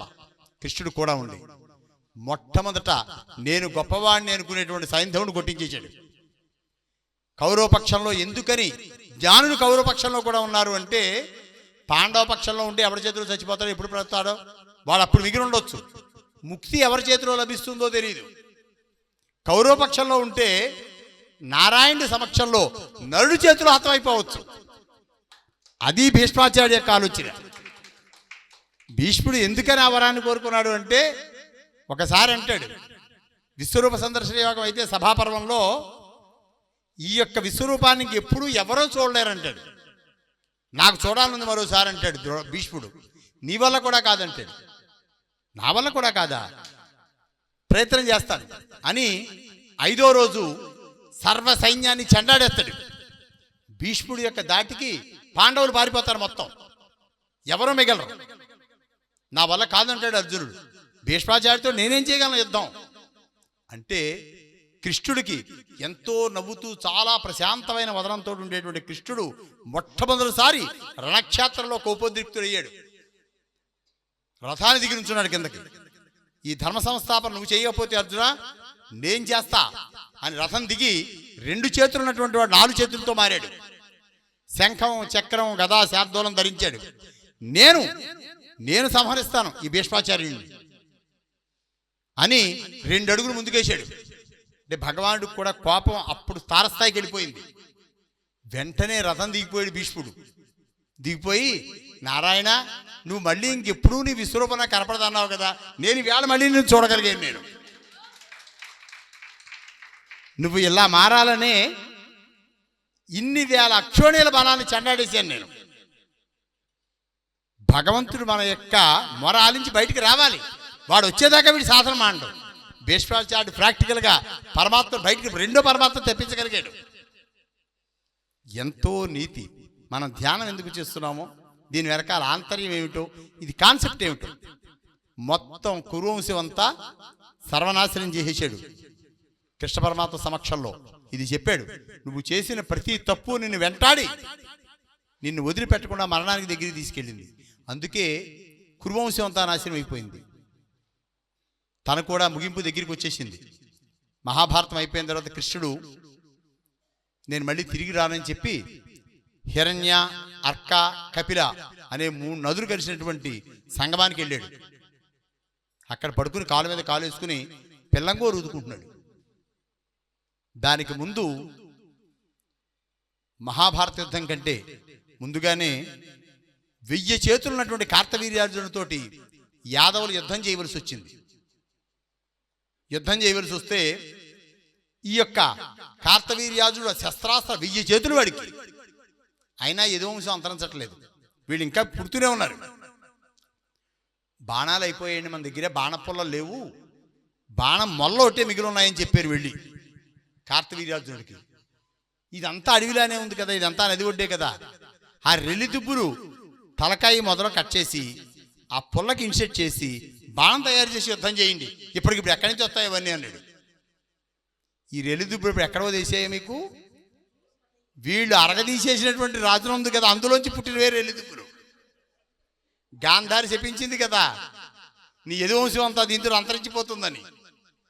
ఆ ఒక్కొక్క బాణం ఈ ట్రయాంగిల్లో ఉండేటువంటి యొక్క వెపన పట్టుకెళ్ళి ఆ దర్పపల్లకు గుచ్చి దాంతో కొడితే ఎంత యోధుడైనా యదువంశం మొత్తం అంతా పోయింది. పతివ్రత శాపానికి తిరుగులేదు అని చెప్పింది మహాభారతం. అంటే వీడు అవమానంగా చేసేటువంటి ఋషుల్ని అవమానించిన అవమానం ఆ రకమైనటువంటి పరిష్కారం జరిగింది. మరి కృష్ణుడికి కూడా ఈ ముసలంతో నీ యదువంశం అంతరించాలంది కదా, నువ్వు అంతరిస్తావుంది. కర్మ నిన్ను వదిలిపెట్టదంది కృష్ణుడిని. మరి కృష్ణుడేం కర్మ చేశాడు? వాలి అవతారంలో, రామావతారంలో తన భార్యని వెతికి పెడతానన్నాడని వాలిని కొట్టాడు రాముడు, చెట్టు చాటించి కొట్టాడు. నువ్వు యోధుడు అయితే రామచంద్రుడు నా కంటపడితే కాళ్ళు కడిగి నెత్తి మీద పెట్టి తలుకుందాం అనుకున్నాను నేను. అలాంటిది నువ్వు చెట్టు చాటించి నన్ను కొడతావా? ఎంత హీనుడు చేసే పని కాదు. నువ్వు జగత్కర్తవని నాకు తెలుసు. నాకు ఎవడైతే నా ఎదురుగుండా వచ్చి నా మీద బాణప్రయోగం చేస్తాడో వాళ్ళలో సగం శక్తి నాకు రావాలని నేను వరం కోరాను. నేను నిద్రాహారాలు మానేసి తపస్చేస్తే నాకు బ్రహ్మ ఇచ్చిన వరం అది. నువ్వెవడో నన్ను చెట్టు చాటించి కొట్టడానికి. నీకు ఇది ఏమన్నా ధర్మంగా ఉందా రామా? పైగా నీకు నాకు విరోధం లేదు, నీకు నేను భక్తుణ్ణి. ఇక్ష్వాకు వంశం అంటే నాకు ఎంతో ఇష్టం. ఇలాంటి నన్ను ఈ పనికిమాలిన వాడి మాట నమ్మిన తమ్ముడి మాట నమ్మి ఏ విరోధం లేని నా మీద యుద్ధం చేస్తావా నువ్వు? వెనకాల నుంచి యోధుడు అయితే ఎదురుగుండా వచ్చి యుద్ధం చేయాలి. రాముడే కనుక వారికి ఎదురుగుండా వెడితే వారిలో ఉన్నటువంటి రాముడిలో ఉండే సగం బలం వారికి వెళ్ళిపోతుంది. అది వరం. అది వారితోటి ఎవరు యుద్ధం చేయరు. రావణాసుడు కూడా ఉనికిపోతాడు వారి పేరు చెబితే, అంత భయం. నేను ఇక్కడి నుంచి ఒక్క పొలికాక పెడితే రావణాబ్రహ్మ సీతను తీసుకొచ్చి ఇక్కడ దింపి నాకు దండం పెట్టి వెళ్ళిపోతాడు. నా పేరు చెబితే వాడికి అంత భయం. అలాంటిది ఎందుకు పనికిరాడు? వీడిని నమ్మేవా నువ్వు? వీడి కోసం నన్ను చంపేవా? ఇది ధర్మమేనా నీకని అడిగాడు. అప్పుడు అన్నాడు రాముడు, నీ చేతిలో మరణించడానికి ఒక జన్మెత్తుతానన్నాడు. అందుకే రామావతారం తర్వాత కృష్ణావతారం వచ్చింది. మరి ఆ వాలి ఎవరై పుట్టాడు? బిల్లు జాతిలో, ఎరకల జాతిలో పుట్టాడు. వాడు వేటాడటమే వాడి పని. వాడు వచ్చాడు సోమనాథ మహాక్షేత్రానికి. వాడికి ఎక్కడ ఆహారం దొరకలేదు. వాడి దగ్గర బరిసెలు ఉన్నాయి, రెల్లిదిద్దుపుతో చేసిన బాణాలు కూడా ఉన్నాయి. అప్పుడు చెట్టు కింద, పొన్న చెట్టు కింద పడుకుని కాలు మీద కాలేసి ఈ కాలంతా ఇలా ఊపుతూ వీణాగానం చేసుకుంటున్నాడు కృష్ణ పరమాత్మ. వీడు మంచి ఎండవేళ 12 అయింది. ఎక్కడ ఏం కనపట్టలేదు. ఒక రాయి కనపడింది నదిలో, నీళ్ళల్లో, సముద్ర గర్భంలోకి వెళ్ళిన ముందు ఆ కొద్ది దూరంలో, 100 గజాల దూరంలో ఓ రాయి ఉంది, ఎత్తుగా ఉంది. దాని మీదకి వెళ్ళడానికి మెట్లు కూడా ఉన్నాయి. అది నారాయణ స్వరూపంగా ఉన్నటువంటి శివలింగం నదిలో కరిగి కరిగి అలా తయారైంది. అంత పెద్ద శివలింగం ప్రతిష్ఠింపబడింది అక్కడ. దాని మీదకి ఎక్కి చూశాడు, ఏదైనా జీవి ఏమైనా కనపడుతుందా అని. ఎదురుగుండా ఒక జింక మేత తింటూ కనపడినట్టుగా కనపడింది కృష్ణుడు కాలు. దాని చెవు అనుకున్నాడు ఈయన. చెట్టు చాటు ఉంది, మేత మాత్రం ఇలా ఇలా తింటాం కనపడుతుంది, కాలు ఊపుతున్నాడు కదా. ముందు ఈ రెల్లు దుబ్బుతోటి ఉన్నటువంటి బాణంతో కొడతా, అది బయటకు వచ్చాక బరిసి విసరచ్చు అని అదే రెల్లు బాణాన్ని వాడి కృష్ణుడు కాలు మీద కొట్టాడు, బొడకల మీద కొట్టాడు. ఈ పక్క నుంచి పక్క వచ్చేసింది. గట్టిగా ఆర్తనాదం చేశాడు అమ్మ అని కృష్ణుడు. ఈయన బాణాలు అక్కడ బారాజు పరిగెత్తుకు వచ్చేసాడు. ఇదేదో మానవుడు ఆర్తనాదంలో ఉందని. ఎదురుగుండా కృష్ణ పరమాత్మ. తల తిరిగిపోయింది ఈ బిల్లుడికి. వాలన్న మాట గత జన్మలో వాడు. అయ్యయ్యో ఎంత పొరపాటు చేశాను, నేను జంకనుకుని కొట్టాను. నువ్వు మా పరంధాముడివి, శ్రీమన్నారాయణమూర్తి శివపుష్ట కృష్ణుడివి, నిన్ను కొట్టడం ఏమిటి స్వామి? ఈ దౌర్భాగ్యం ఏమిటి నాకు? ఎందుకు జరిగింది ఈ పొరపాటు? తెలియ కొట్టేశాను నిన్ను అన్నాడు. నేను తెలియకే చేశాను ఆ పని. ఎక్కడో అక్కడ ఏ స్థాయికి వెళ్ళిన అజ్ఞానం ఎంతో కొంత ఆవరిస్తుంది. ఆ పొరపాటు కోసమే నీ బాకీ ఈ రకంగా తీర్చాను. చెప్పానుగా నీ చేతిలో మరణించడానికి ఒక జన్మ ఎత్తుతానని. ఈవేళ మోకాల దాకా తీసేసిన వాళ్ళే బతుకుతున్నారు సర్జరీ చేయించుకుని. కాలి బొటక వేలు తగిలితే ప్రాణం పోయేవాడు ఎవడున్నాడు? కానీ కృష్ణ నిర్యాణం వాలి చేతిలో బొటకన వేలు తగిన శరంతో ప్రాణం పోగొట్టుకున్నాడు కృష్ణుడు. నిన్నే కర్మ అంటదు, నీ బాకీ నువ్వు తీర్చుకున్నావు అంతే. ఇక్కడ ఉండే ప్రతి జీవి బాకీ కోసమే ఇక్కడికి వస్తుంది. బాకీ తీరిన తర్వాత ఎవ్వడు ఒక్క క్షణం కూడా ఉండడు. పోకన్ మానదు దేహమే విధమనను పోషించి రక్షించినను, రాకన్ మానదు హాని వృద్ధుల్ మహారణ్యంబులో దాగినను. ముసలాడం అయిపోతాం, ఇక్కడ అయితే ఉంటా బాగుంటుందో బాగుండదో, ఎండా వాన పడుతుందో అరణ్యంలోకి వెళ్ళి దాక్కున్నాం అనుకోండి, ముసలాడు అవడం మాంతామా? ముడతలు పట్టడం మాంతాయా? జుట్టు ఊడిపోవడం మాంతుందా? ఎక్కడ దాక్కున్నా దాని నుంచి మనం తప్పించుకోలేము. అది అసాధ్యం. పరంధాముడికి అది అసాధ్యం అని తెలిసే 10 అవతారాలు ఎత్తాడు. నారాయణ దశాకృతి. ఈ సృష్టిలో పుట్టింది ఏదైనా కాలగర్భంలో కలిసే తీరాలి. ఈ మధ్యలో చేసేటువంటి పనులే మిగిలి ఉంటాయి శాశ్వతంగా. ఈ సత్యాన్ని మనం గ్రహిస్తే జీవిత పరమార్థం మనకు తెలుస్తుంది. మన జీవిత కాలంలో ఎన్ని మంచి పనులు చేసాం, ఎంతమందికి మనం ఉపయోగపడగలిగాం, మన మార్గం ఎలా ఉంది, మన వల్ల ఎంతమంది ఆనందంగా బతికారు, ఈ ప్రశ్న మనం వేసుకోగలుగుతాం. అందుకే ఒక యమధర్మరాజును సృష్టించాడు. ఎప్పుడప్పుడు కూడా పడతాను నేను, నిన్ను మాత్రం వదిలిపెట్టని చెప్తాడు దండపాణి. యోగులు చెబుతూ ఉంటారు, దండపాణి కూడా వాడు పడకుండా ఉండాలంటే నువ్వు కోదండపాణి శరణ వేడు. కోదండపాణి ఎవడంటే నారాయణమూర్తి. దండపాణి బాధ అంటే యముడు బాధ నీకు లేకుండా ఉండాలంటే వాడి చేతిలో దండం ఉంది, వీడి చేతిలో కోదండం ఉంది.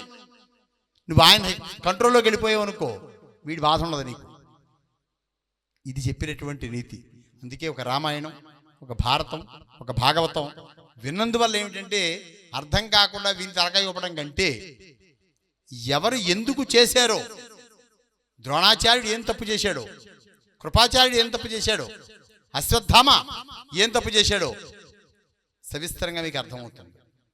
మహాభారతం అంతా నీతి, రాజనీతి అంతా అందులోనే ఉంది. ఈవేళ మన రాజకీయ పొలిటీషియన్స్ చెప్పేటువంటి రాజకీయం, అందులో సముద్రంలో ఒక నీటి బిట్టంత కూడా ఉండదు, ఒక నీటి బిందువుతో సమానం. మహాభారతంలో ఉన్న రాజకీయం అంత ఉంది. రాజకీయం అంటే వాడిని కింద పడగొట్టడం, వీడి పైకి ఎక్కించడం కాదు. నీతి, దాన్ని రాజకీయం అంటాం కంటే రాజనీతి అంటే భగవానుడు నిర్దేశించేటువంటి నీతి అన్నమాట. అది అది మనకు అర్థమవుతుంది. కాబట్టి దుఃఖంలో కూడా ఆనందాన్ని వెతుక్కోవాలి అంటే భాగవతాన్ని మించింది లేదు. కృష్ణం వందే జగద్గురు. కృష్ణుడు ఒక్కడే జగత్తు గురువు ఎందుకు అయ్యాడు అంటే, ఎవరైనా ఇంట్లో వియోగం జరిగితే, పుత్రవియోగం జరిగితే 10 గంటల్లో మళ్ళీ తిరిగి ఆ తండ్రిని వాడి ఉద్యోగంలో కూర్చోబెట్టగలమా మనం? ఒక బ్యాంకులోనూ ఇంకోచోట ఉద్యోగం చేసేవాడు ఉన్నాడు, కొడుకు పోయాడు. ఎవరైనా 10 గంటల్లో మళ్ళీ తీసుకొచ్చి ఆఫీసులో వాడు కుర్చీలో కూర్చోబెట్టగలడా? చేయగలడా తండ్రి అసలు పని? కానీ అభిమన్యుడు అస్తమించినటువంటి 10 గంటలు గడవకుండా మళ్ళీ తిరిగి ధనుర్బాణాలు పట్టుకుని అర్జునుడు రణక్షేత్రంలోకి రాగలిగాడు. ఎవరి వల్ల అంటే కృష్ణుడు వల్ల. అసలు ఏం చెప్పుంటాడు కృష్ణుడు అంటే, ఈ దుఃఖాన్ని మించినటువంటి జ్ఞానాన్ని ఏం చెప్పుంటాడు? ఏ దుఃఖాన్ని అధిగమించే శక్తిని ఏ రకంగా ప్రసాదించాడు భగవానుడు? అందుకే కృష్ణం వందే జగద్గురు. పిరికివాడిని కూడా చాలా గొప్పవాడిని చేసి, సాహసోపేతమైన వాడిగా చేసి, ధర్మ నిరతి కోసం సామాన్యుడిని ఎన్నుకుని అతని ద్వారా ధర్మాన్ని నడిపించేటువంటి భగవానుడి కంటే ఆచార్యుడు గొప్పవాడు ఎవరూ లేరు కనుక కృష్ణం వందే జగద్గురు అన్నాడు. అలాంటి మహానుభావులు పుట్టేటువంటి భూమిది. ఇలాంటి దివ్యధామంలో మేము మంచి కార్యక్రమం పెట్టుకున్నారు. బహుశా నాకు ఫ్లైట్ వెళ్ళిపోయే ఉంటుంది. ఒక్కొక్కరికి ఒక్కొక్క రకమైన పిచ్చి ఉంటుంది. నా చేతిలో మైక్ పెట్టకూడదు. ఆయనకి ఒక రకమైనటువంటి ఇది ఉంది. ఏదో రకంగా కొంత సబ్జెక్ట్ తీసుకుంటే 10 కాలాల పాటు 10 మందికి దీన్ని పంచిపెట్టవచ్చు. ఇంకో 2 గంటల ప్రోగ్రాం పెరుగుతుంది. ఎక్కడ ఇబ్బంది మొదలైందో అర్థమైపోయి ఉంటుంది కదా మీకు. అందుకని ఇంతకంటే ఎక్కువ మందితో పెద్ద ప్రోగ్రాం ఉంది నాకు. అక్కడ సాధకోపన్యాసం నేనే చెప్పాలి. అందుకని వాడు ఆహ్వానించారు, వెళదామని ప్రయాణం అయ్యాను నేను. మరి దైవానుగ్రహం ఉంటే అందితే అందుతుంది, లేకపోతే లేదు అనుకునే తర్వాత విషయం ఏం కదా. అయితే మంచి కార్యక్రమానికి వచ్చారు మీరు. అంటే ఎవరు ఎందుకు ఆలోచించి మాట్లాడతారో నాకైతే తెలియకుండా ఉండదు. 100% కళ్ళ వెంక చూడగానే స్కాన్ అయిపోతారు వాళ్ళు ఎవరు. అందుకని ఎవరు ఆలోచన మా దగ్గరికి వచ్చిన వాళ్ళు, గురువుగారు మీకు ఫోన్ చేద్దాం అనుకున్నానండి, మీ దగ్గర నుంచే ఫోన్ వచ్చిందని చెబుతారు నా శిష్యులు. వాళ్ళు ఎవరు డైరెక్ట్గా నాకు ఫోన్ చేయరు. నేను వాళ్ళకి ఫోన్ చేసి మాట్లాడాలనుకున్నావా అని అడుగుతాను. ఇప్పుడే అనుకుని ఫోన్ దిగిపోతున్నాను, మించి రింగ్ వచ్చిందంటాడు. మాకున్న రిలేషన్ అలాంటిది. అంటే వాడి మనసులో అప్పుడు ఆ మినిట్లో అక్కడ అతను ఏమనుకున్నాడు అది ఆ మెసేజ్ నాకు ఉంటుంది ఇక్కడ. అందుకని ఫోన్ తీసుకొసారి రింగ్ చేస్తాను. పెద్ద పెద్ద వాళ్ళందరితో ఇదే పరిచయం నాకు. ఎవరిని ఎప్పుడు కేకేయాలో, ఎవరికి ఏ సముచిత స్థానం ఇవ్వాలో, ఎవరి చేత ఏ ఇది చేయించాలో పరమాత్ముడు నిర్ణయిస్తాడు. దాని ప్రకారం నేను ఆచరిస్తూ ఉంటాను. అది మంచి కార్యక్రమం. చక్కగా ఇంక మధ్యాహ్నం దాకానే ఉన్నట్టుంది మీ ప్రోగ్రాము. జాగ్రత్తగా చూసుకుని ఆనందంగా విన్నటువంటిది ఈ చెవితో విన్నది ఈ చెవితో వదిలేయకుండా ఈ 2 రంధ్రాలు ఇచ్చాడు. ఒకటి ఇన్ను ఒకటి అవుట్ అన్నమాట. కానీ ఈ 2 ఇన్నే చేయాలని నా కోరిక. 2 చెవులతోటి కనుక వింటేది బ్రెయిన్లో ఉంటుంది. ఈ 2వ ద్వారం కూడా ఉంది కదా అని ఇక్కడి నుంచి ఇలా పంపేసామనుకోండి, ఇక్కడ దాకానే ఉంటుంది. మనంగానే పెడతాం, మళ్ళీ మనం కూడా ఏం పట్టుకెళ్ళాం. అందుకని ఈ జ్ఞానాన్ని ఈ 2 చెవులు మూసినట్టయితే కపాలానికి ఎడుతుంది. బ్రెయిన్లో నిక్షిప్తం అయితే ఇది ఎప్పటికీ నీ మధ్యలో మెదులుతూనే ఉంటుంది. మనసుకి కంట్రోల్ అంతా బ్రెయినే.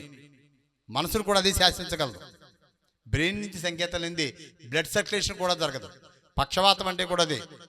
ఈ పార్ట్ పని చేయకుండా బ్రెయిన్ కనుక స్పందన ఆగిపోయింది అనుకోండి, ఆ పార్ట్ పని చేయదు. ఇంకా దానికి సర్జరీ కూడా చేసి కూడా తగ్గలేదు దాన్ని. బ్రెయిన్ అంత గొప్పది.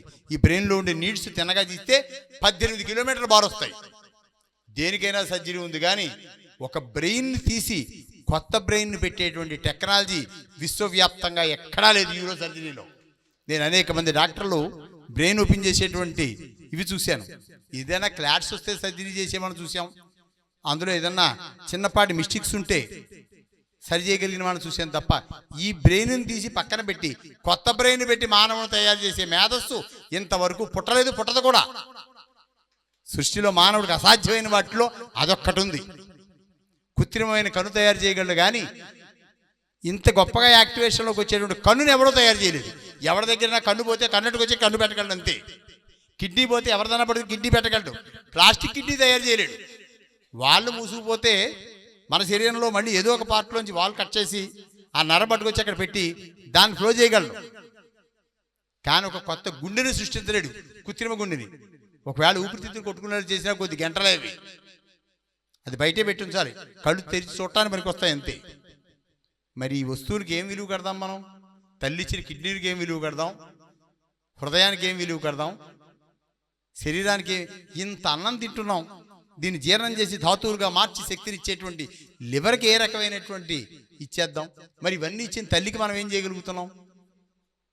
ఇది కూడా తెలుసుకోలేని అందులు వేళ తల్లి అంటే ఏమిటో తండ్రి అంటే ఏమిటో కూడా తెలియక వాళ్ళ రకరకాల పరిభాషలతో మాట్లాడేటువంటి వాళ్ళు, అవమానపరిచేటువంటి వాళ్ళు.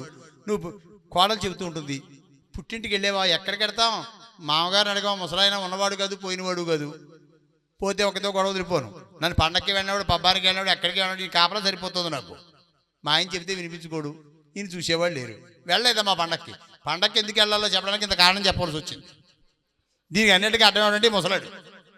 వాడు మంచం మీద పడి అనుకుంటాడు, నేను ప్రాణం ఓటమన్నా పోయింది కదరా నాయన, నాకు ఎందుకు బతికున్నానో నాకే అర్థం కావట్లేదు. మరి అంతే కదా, జీవితం కోరుకున్న మానవుడే ముగింపు కోరుకుంటాడు. ఇది ఒక సమయంలో కోరుకుంటే అదొక సమయంలో కోరుకుంటాడు. అందుకని మన కోరిక ఏమిటి అనేది కరెక్ట్గా పరమాత్మని నివేదించగలిగితే ఆనందమైనటువంటి జీవితం ఉంటుంది. దుఃఖంలో కూడా మనం ఆనందం వెతుక్కోగలుగుతాను. సర్వకాల సర్వవస్థలందు పరమాత్మ అనుగ్రహం మీకు ఉండాలని, ధర్మం 4 పాదాల నడవాలని పరమాత్మ కోరుకుంటూ సర్వజన సుఖినో భవంతు.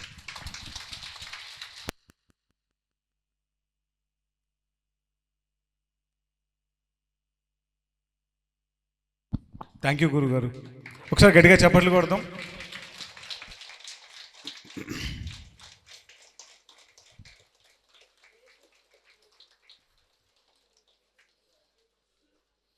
ఈరోజు 2వ రోజు మన కోరికను మన్నించి ఎంతో గొప్ప సందేశాన్ని ఇచ్చారు ఆయన. గురుగారికి ఇంకొక మారు ఒకసారి గట్టిగా చప్పట్లు కొడదాం. యాక్చువల్గా ఆయన ఫ్లైట్ టైం ఉంది చెప్పారు ఆయన. మేము 2వ రోజు ప్రోగ్రాం పెట్టుకుంటున్నాం కదా, ఒక్క 20 నిమిషాలైనా వచ్చి మాట్లాడండి అని విన్నవించుకున్నాం. మనకు వినడానికి అర్హత ఉంది,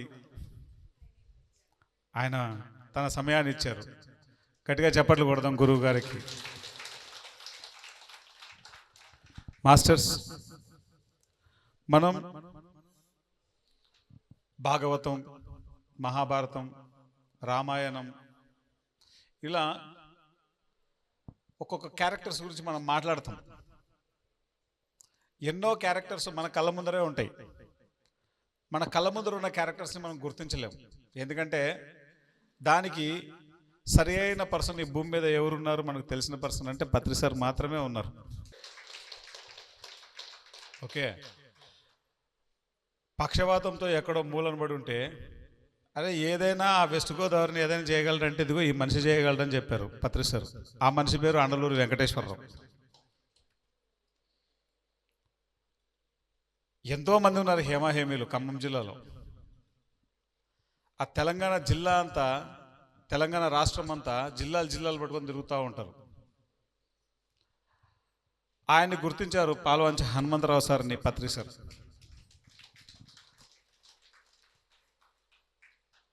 చిన్నప్పుడు 8th క్లాస్లో ధ్యానంలోకి వచ్చినప్పుడు కృష్ణమోహన్ గారి ఇంట్లో ఉగ్గాని బజ్జి పెడితే నేను ఎక్కడో మూలన ఉన్నాను. నా ముందు కనీసం ఒక 100 మంది ఉంటారు. నేను ఉన్నానో లేదో కూడా తెలియదు పత్రి సార్కి. కృష్ణమోహన్ గారు తీసుకొచ్చి ప్లేట్ ఇస్తే ఆనందుని పిలవండి అని చెప్పేసి తన చేతిలో ఉన్న ప్లేటు నా చేతిలో పెట్టాడు. తినేటప్పుడు ఎంట్రుకలు నిమురుతా ఉన్నాడు. ఈ ఆనంద్ అనేటువంటి భవిష్యత్తులో ఏం చేయగలడో పత్రి సార్కు మాత్రమే తెలుసు. ఇక్కడున్న ప్రతి వ్యక్తికి అంతే. ఆ ప్రత్యూష మేడం ఉంది, వాళ్ళ ఇంటికి పోయి సార్ భోంచేసేటోడు. ఆవిడేమో ఏకంగా పెద్ద పెరుముడు కట్టేశారు. మన నల్లగంగారెడ్డి గారు ఉన్నారు, ఆయన దగ్గరికి వెళ్ళేవారు. ఆయన ఎన్ని వర్క్స్ చేస్తున్నాడో చెప్పనలే కాదు. ఇట్లా చెప్పుకుంటూ పోతే మన గారపాటి కళాలక్ష్మి సారు విజయవాడ నుంచి వైజాగ్ వెళ్తున్నా, వైజాగ్ నుంచి విజయవాడ వైపు వస్తున్నా ఆడ ఆగాల్సిందే. అదొక స్టాప్ అంతే. అదొక పండగ వాతావరణం. హోలీ అయిపోతుంది, ఉగాది అయిపోతుంది, అన్ని పండుగలు అయిపోతాయి. అవి 100 మంది రావడం, అందరు కలిసి భోజనం చేయడం, అదొక సెలబ్రేషన్. వాళ్ళ ఇంటికి వెళ్ళారు.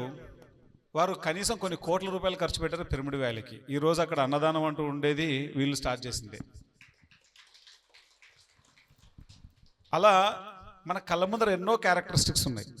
అలానే ఒక వ్యక్తి ఒకరోజు ఒక ఆఫీస్కి వెళ్తే ఆ వ్యక్తిని చూసి నువ్వు మా ట్రస్ట్లోకి రావాలని చెప్పారు పత్రి సార్. ఏం ట్రస్ట్ అది? కైలాసపురి మహేశ్వర మహా పిరమిడ్ ట్రస్ట్. ఆయన ఎవరో ఈయనకు తెలియదు. అదే పర్సన్ ఈరోజు ప్రపంచవ్యాప్తంగా పిఎంసీలు అన్నీ నడవడానికి ఆయన మేధస్సు కారణమైంది. ఆ రాముల వారికి హనుమంతుల వారు ఎలాగో పత్రిసారికి హనుమంతరావు సార్ అలాగా. ఈరోజు మహేశ్వర మహాపిరమిడ్ నిత్యాన్నదాన ట్రస్ట్కు చైర్మన్ గాను, పిఎస్ఎస్ఎం మీడియా లిమిటెడ్ మన తెలుగు అయినా, one media network limited Hindi అయినా, పత్రిజీ పిరమిడ్ మెడిటేషన్ ఛానల్ తమిళ అయినా, మైత్రేయ బుద్ధ మీడియా లిమిటెడ్ కన్నడ అయినా, వచ్చే ఏ పిఎంసీలైనా ఆయన యొక్క గైడెన్స్లో, ఆయన యొక్క అనుభవంతో, వారి యొక్క సలహాలతో కంపెనీలు దిగ్విజయంగా ముందుకెళ్తున్నాయి. అలాగే ఈరోజు మనం జరుపుకునేటువంటి ఈ బ్రాండ్ అంబాసిడర్ మీటింగ్ 8 కంప్లీట్ అయితే 9వ వచ్చింది. ఈ 9 నడవడానికి, ఆ వ్యవస్థ అంత అద్భుతంగా నిలబడడానికి, ఈరోజు కొన్ని కోట్ల మంది శాకాహారులుగా తయారవుతూ ఉండడానికి, ధ్యానం గురించి తెలుసుకుంటూ ఉండడానికి, ఎక్కడికక్కడ పిరమిడ్ల యొక్క ఆవిర్భావం ఉధృతంగా జరగడానికి, వీటన్నింటికి ముఖ్య పాత్ర మన ధ్యానమహా చక్రాలలో, పత్రిజీ ధ్యానమహా యాగంలో కొత్త వాళ్ళు ఎంతమంది వస్తారో మనందరికీ తెలుసు. అక్కడ దీని వెనకాల పిఎంసి కృషి ఎంత ఉందో మీకు తెలుసు. ఈ వ్యవస్థలన్నింటినీ ఎవరు నడపగలుగుతారన్నది ఆయన ఎప్పుడు జమాన కాలంలో చూసేశాడు. ఆయన చూడగానే అయ్యే మీరు మా ట్రస్ట్లోకి రావాలని లాగేసుకున్నాడు ఆయన. ఈరోజు ఈ వ్యవస్థలన్నీ ఇంత అద్భుతంగా నడుస్తున్నాయి. సో వారు మన ముందు ఉన్నారు. మనము అర్థం చేసుకోవాలా అంటే ఎంతో కొంత మనకు ఆ జ్ఞానం ఉంటే తప్ప ఎదుటి వ్యక్తిలో ఉండేటువంటి జ్ఞానం మనకు అర్థం కాదు. హనుమంతరావు సార్ వచ్చి రాగానే వెహికల్ దిగించారు. ప్రతిదీ ఆయన డబ్బు ఖర్చు పెడతారు పిఎంసీకి. అంబాసిడర్ మీటింగ్కి, ఈవెన్ ఈ మీటింగ్కి వచ్చిన ఆయన టికెట్స్ ఆయనే పెట్టుకుంటారు, ప్రతిదీ ఆయనే పెట్టుకుంటారు. మన తెలుగు అంటే పర్లేదు, పక్కన పెడదాం. హిందీ ఛానల్కి వెళ్తాం. హిందీ ఛానల్కి వెళ్ళినప్పుడు కూడా అక్కడ బోర్డు మీటింగ్స్కి, వాళ్ళ బోర్డు మీటింగ్స్కి మనం వెళ్ళినప్పుడు కూడా ఆయన ఖర్చు అంతా పెట్టుకొని వెళ్ళొస్తుంటారు. పత్రి సార్ ఒకసారి చెప్పారు, వశిష్ఠ గౌతమ్కి వెళ్ళి రావాలి స్వామీజీని, ఆయన పెట్టుకొని పోయేస్తారు. ప్రతిదీ ఇక్కడ మీరు చూసేటువంటి హనుమంతరావు సార్ వేరు, బియాండ్ హనుమంతరావు సార్ వేరు. బయట భౌతిక ప్రపంచంలో ఉన్న ప్రతి దాంట్లోనూ ఆయన ఉన్నారు. ఆయన డయాస్ షేర్ చేసుకోలేని వ్యక్తి అంటూ లేరు. మ్యాక్సిమం ఉన్న హయ్యెస్ట్ ప్రాబబిలిటీ ఉన్న మినిస్టర్లు కావచ్చు, సీఎం కావచ్చు, క్యాబినెట్ మినిస్టర్స్ కావచ్చు, వీళ్ళందరితోటి డయాస్ షేర్ చేసుకున్న వ్యక్తి. కానీ పత్రి సార్ చెప్పిన ఒక మాటకి ఆయన అలా కట్టుబడి ఉండి ఈరోజు ఇది ఇంత దిగ్విజయంగా, ఈరోజు పిఎంసి అనేది 7 సంవత్సరాలను దిగ్విజయంగా పూర్తి చేసుకొని 8వ సంవత్సరంలో మనం జర్నీ చేస్తున్నాం. దానికి Patri sir 2 brand ambassadors, 3 Datla Hanumantha Rao. గట్టిగా చప్పట్లతో సార్ని ఇన్వైట్ చేసుకుందాం. Welcome sir. సార్ యొక్క మెసేజ్ మనకు వెరీ ఇంపార్టెంట్. ఆ దిశ నిర్దేశం అనేది చాలా ఇంపార్టెంట్.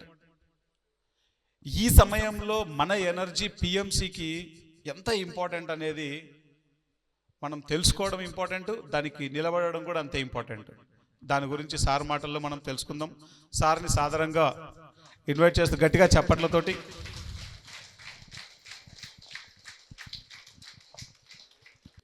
ఏం తిన్నా చప్పగా ఉంటుంది. ఆ గురువుగారు వచ్చి చెప్పిన తర్వాత మనం ఏం మాట్లాడినా కూడా చప్పగా ఉంటుంది. మరి మాట్లాడాలి కాబట్టి అక్కడి నుంచి ఇక్కడ దాకా వచ్చారు కాబట్టి మాట్లాడాలి.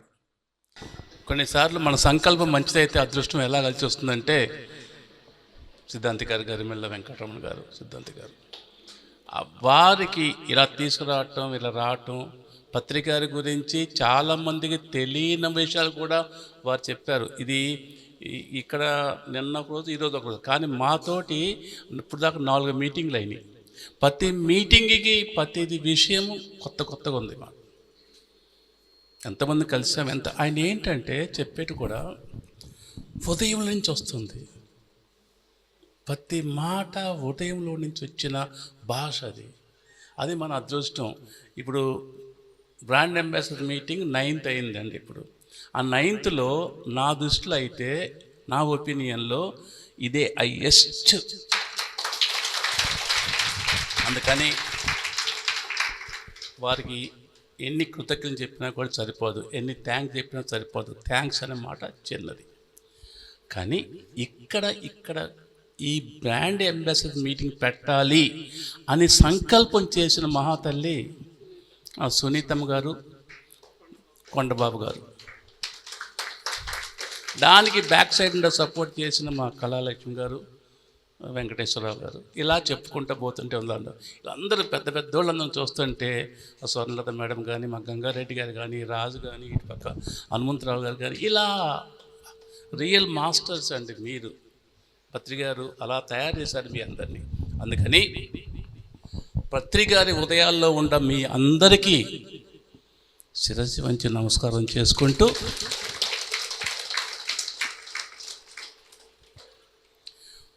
ఒక మనిషిలో హృదయపక్షము, శిరపక్షము అని ఉంటాయంట.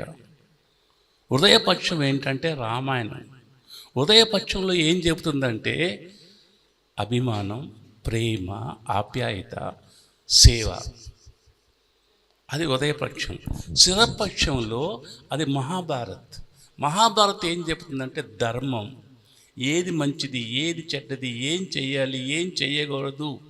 అక్కడ రాముడైతే భగవంతుడు 2 చోట్ల, అక్కడ వారైతే ఇక్కడ ఈ 2 ప్రతి మానవుల్లో ఉంది.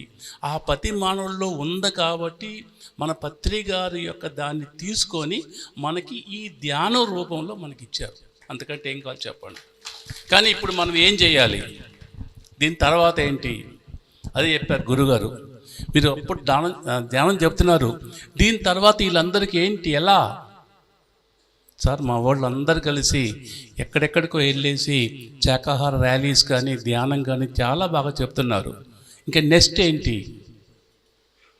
అందుకనే ఈ సందర్భంలో పత్రికారి మాటలు ఒకసారి గుర్తు చేసుకోవాలి మనం. నీ మనసులో ఏముందో అదే మాట్లాడు, ఏం మాట్లాడుతున్నావో అదే చెయ్యి, ఏం చేస్తున్నావో అదే మాట్లాడు. అదే వాక్ స్వాతంత్ర్యం. మనం వాళ్ళు చేస్తున్నామా? నో కంప్లైంట్, నో జడ్జిమెంట్ అంటారు వారు పత్రికారు. మనం ఆ కర్మని, ఒక విషయం, ఎంత చిన్న విషయం కూడా మనం కనుక ఒక ఎదుటి వాడిని కనుక వేస్తే ఆ కర్మ సిద్ధాంతం ఎంత బ్యాక్ వస్తుందో మీకు అందరికీ తెలుసు. అందుకని ఒక చిన్న ఎగ్జాంపుల్ చెప్తుంటాను. ఒక ఊళ్ళో ఒక రాజుగారు ఉన్నారు. రాజుగారు అందరికీ భోజనం పెడుతుంటారు. ఒకరోజు కూడా అందరికీ, బ్రాహ్మణులకి ఒకరోజు మధ్యాహ్నం పూట అందరికీ భోజనం పెడుతున్నారు, పెద్ద బ్రాహ్మణులకి. ఒకరోజు ఇలా పెడుతున్నారు, ఆకాశం మీద ఒక గెద్ద పామును తీసుకొని వెళ్తుంది. ఆ వెళ్ళే పరిక్రమంలో పాము నుంచి ఒక విష పదార్థం ఒక విషం వెళ్ళి ఒక పదార్థం మీద పడింది. అది రాజుగారికి తెలియదు, వండిన వాడికి తెలియదు, వడ్డించిన వాడికి తెలియదు, వచ్చిన బ్రాహ్మణులకు తెలియదు. ఆ పర్టికులర్ పదార్థం తిని ఒక బ్రాహ్మణుడు చనిపోయాడు. రాజుగారు చాలా ఫీల్ అయ్యారు. ఇదేంట్రా బాబు, మంచి కోసం ఏదో చెడైందని చెప్పి అనుకున్నారు. అయిపోయింది. అప్పుడు చిత్రగుప్తుడు యమధర్మ రాజు దగ్గరికి వెళ్ళి, సార్ అతను చనిపోయాడు, ఈ పాపం ఎవరి అకౌంట్లో వేయాలి? రాజుగారి అకౌంట్లో వేయాలా, వండినోడు అకౌంట్లో వేయాలా, వడ్డించినోడు అకౌంట్లో ఎవరి మీద వేయాలి? గుప్తా ఆగవయ్య, కాసేపు ఆగు నువ్వు. చెప్తాగా నీకు. నెక్స్ట్ రోజు పక్క ఊళ్ళ నుంచి అగైన్ బ్రాహ్మణులు వస్తుంటే ఒక ఆమె ఎదురైంది. అమ్మ, ఇక్కడ రాజుగారు ఏదో భోజనం పెడతారంట కదా అందరికీ, కొంచెం చూపిస్తావా, మాకు ఎక్కడ తెలియదంటే, అరే పిచ్చోళ్ళలాగా ఉండారు, నిన్ననే రాజుగారు ఒకరికి విశ్వించి చంపేశాడు రా. మీరు వెళ్తే మీకు కూడా విశ్వించి చంపేస్తారా అంటే పాపం వాళ్ళు ఆకలితోటి బ్యాక్ వెళ్ళిపోయారు. అప్పుడు యమధర్మరాజు చిత్రగుప్తుని పిలిచి, నిన్న అకౌంట్ ఉంది కదా పాపం అకౌంట్, ఈమె అకౌంట్లు అంటే ఏమీ తెలియకుండా నిజానిజాలు తెలుసుకోకుండా అభాండం వేసుకోవటం వలన చూడండి. అందుకనే పత్రిక వాక్ స్వాతంత్రం అంటాం. ఇప్పుడు మనం పక్కింటి వాళ్ళకి వెళ్ళామనుకోండి, ఏమండి మన పక్కింటికి వెళ్ళి తెలుసు కదా మీకు, మీరు మంత్ ఎమోషనల్ ఉంటుంది కానీ కొంచెం లైటర్గా మాట్లాడదాం.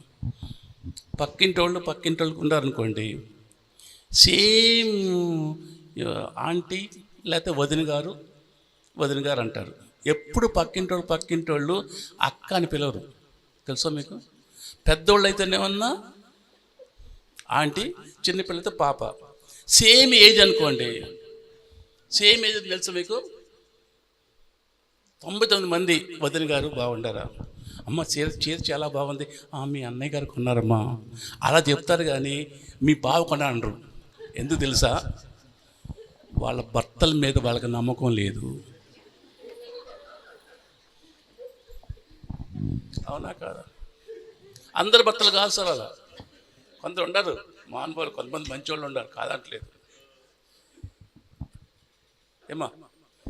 సో అందుకని ఒక వదిన గారు ఇంకొక ఎందుకంటే మాట్లాడుతుంది, వదిన ఏమైందమ్మా, మా ఊడు పొద్దునంతా వెళ్ళాడమ్మా, ఇంత మటికి రాలేదు. ఈ వదిన ఏం మాట్లాడాలి, అలానా ఎటు పక్క వెళ్ళాడు, మొన్న అట్ట వెళ్తే ఒకడు స్పీడ్కి వెళ్ళేసి లారీ గుర్తు చనిపోయాడు అంటుంది. పాజిటివ్ మాట్లాడదు. వస్తారులేమ్మా, కంగారు పడద్దు, ఇదంతా ఈరోజు హోలీ కదా అనుకొని వస్తారులే అని చెప్పదు. Negative thinking. ఈ నెగిటివ్ థింకింగ్ వల్ల మనకు తెలియకుండానే మన కర్మని మనము ఆహ్వానిస్తున్నాం మాస్టర్స్. మన కర్మని మనకు తెలియకుండానే మనం చేస్తున్నాము. నాకేమైంది, నేను అన్నీ చేస్తున్నాను, ధ్యానం నేర్పుతున్నాను, అన్నీ చేస్తున్నాను, నాకేమైంది అని మనం చేసే మాటలు. మధురంగా మాట్లాడలేవా, ఆప్యాయంగా మాట్లాడలేవా, అనురాగంగా మాట్లాడలేవా. ఒక సినిమా ఉంది మిర్చి అని, వాడు ఏమంటాడంటే హీరో, అందరిని ప్రేమించు, మ్యాక్సిమం ఏం చేస్తారు వాళ్ళని తిరిగి ప్రేమిస్తారు. అందరినీ ఆప్యాయంగా అనురాగంతో మాట్లాడదాం, ఏమవుతుంది తిరిగి. అందుకని మన పత్రికారి మీద నిజమైన మనకు ప్రేమ ఉంటే, పత్రికారి మీద నిజమైన గౌరవం ఉంటే, పత్రికారి చెప్పిన పాయింట్లు మనం ఫాలో అవుదాము. పత్రికారి చేసిన ఈ సంకల్పాన్ని, ఈ యజ్ఞాన్ని మనం ఆపకుండా తీసుకెళ్దాం. వారు ఏ ఉద్దేశం చేశారు, వారు లేకపోయినా ఇది నడుస్తుంది. ఇప్పుడు చూడండి, ఎక్కడికన్నా అడగండి మీరు, ఒక హనుమంతరావు గారు కానీ, ఒక గంగారెడ్డి గారిని, రాజుగారు కానీ, మన వెంకటేశ్వరరావు గారు కానీ, అమ్మగారిని అడగండి. ఈ శాకాహార ర్యాలీస్ ఇదివరకంటే జనం ఎక్కువ మంది వస్తున్నారు. ఆయన అక్కడి నుంచి రిమోట్ కంట్రోల్ పెడుతున్నారు పత్రికారు. చూడండి, ఎక్కడ పట్టినా చూడండి, అనుకోకుండా ఎంతమంది. మన హైదరాబాద్లో ట్విన్ సిటీస్ భాగ్యనగరం ట్రస్ట్ ఉంది. ప్రతి సంవత్సరం 15 ఆగస్టున ఓల్డ్ సిటీ నుంచి మొదలుపెట్టేసి శాకాహార ర్యాలీ చేస్తారు. 15,000 మంది 20,000 మంది పాల్గొంటారు. ఎవరిచ్చారు ఇవన్నీ? పత్రికారి యొక్క సంకల్పం, పత్రికారి యొక్క విజను, పత్రికారి యొక్క బ్లెస్సింగ్స్. అలాంటివి బ్లెస్సింగ్స్ ఉన్నాయి. మీరు వెళ్తుంటారు, మేము ఇంత కష్టపడ్డాం, మేము తిరుగుతున్నామని. కాదండి, మిమ్మల్ని మీరు ఉద్ధరించుకోవటం కోసం వెళ్ళారు. నేను చెప్తున్నాను సభాముఖంగా, ఏం చెప్తున్నానంటే, నేను దేనికి అడ్వైజర్ని కాదు సార్. పత్రికారి చేతిలో ఒక చిన్న గిరిటను మాత్రమే. వారు ఏం చెప్పి చేయటమే కానీ అంతకంటే ఏమి లేదు. నేనే మీ అందరికీ థ్యాంక్ చెప్పాలి. మీరు నాకు అవకాశం ఇస్తున్నారు, మిమ్మల్ని మీకు ఉపయోగపడటం కోసం. అందుకనే ఈ మార్చి నెలలో జాన్ జగత్ మ్యాగజైన్లో పత్రికల మీద ఒక ఆర్టికల్ రాశారు. దాని మీద అంటే ధర్మం మీద. ఎవరైతే చదవకపోతే ఇంక చదవండి. జాన జగత్తు ఇప్పుడు జ్ఞాన జగత్ మ్యాగజైన్ ఈ మంత్లో పత్రి గారు చెప్పిన విషయాలు 3-4 పేజీలు రాశారు. దాంట్లో ఏంటంటే ఇప్పుడు ధర్మం మీద బతకండి. ధర్మం బిచ్చగాడు కూడా ఏమంటాడు, అయ్యా ధర్మం చెయ్యండి, ధర్మం చెయ్యండి, మనీ అడగట్లేదు, ధర్మం చెయ్యండి, ధర్మంగా ఉండండి.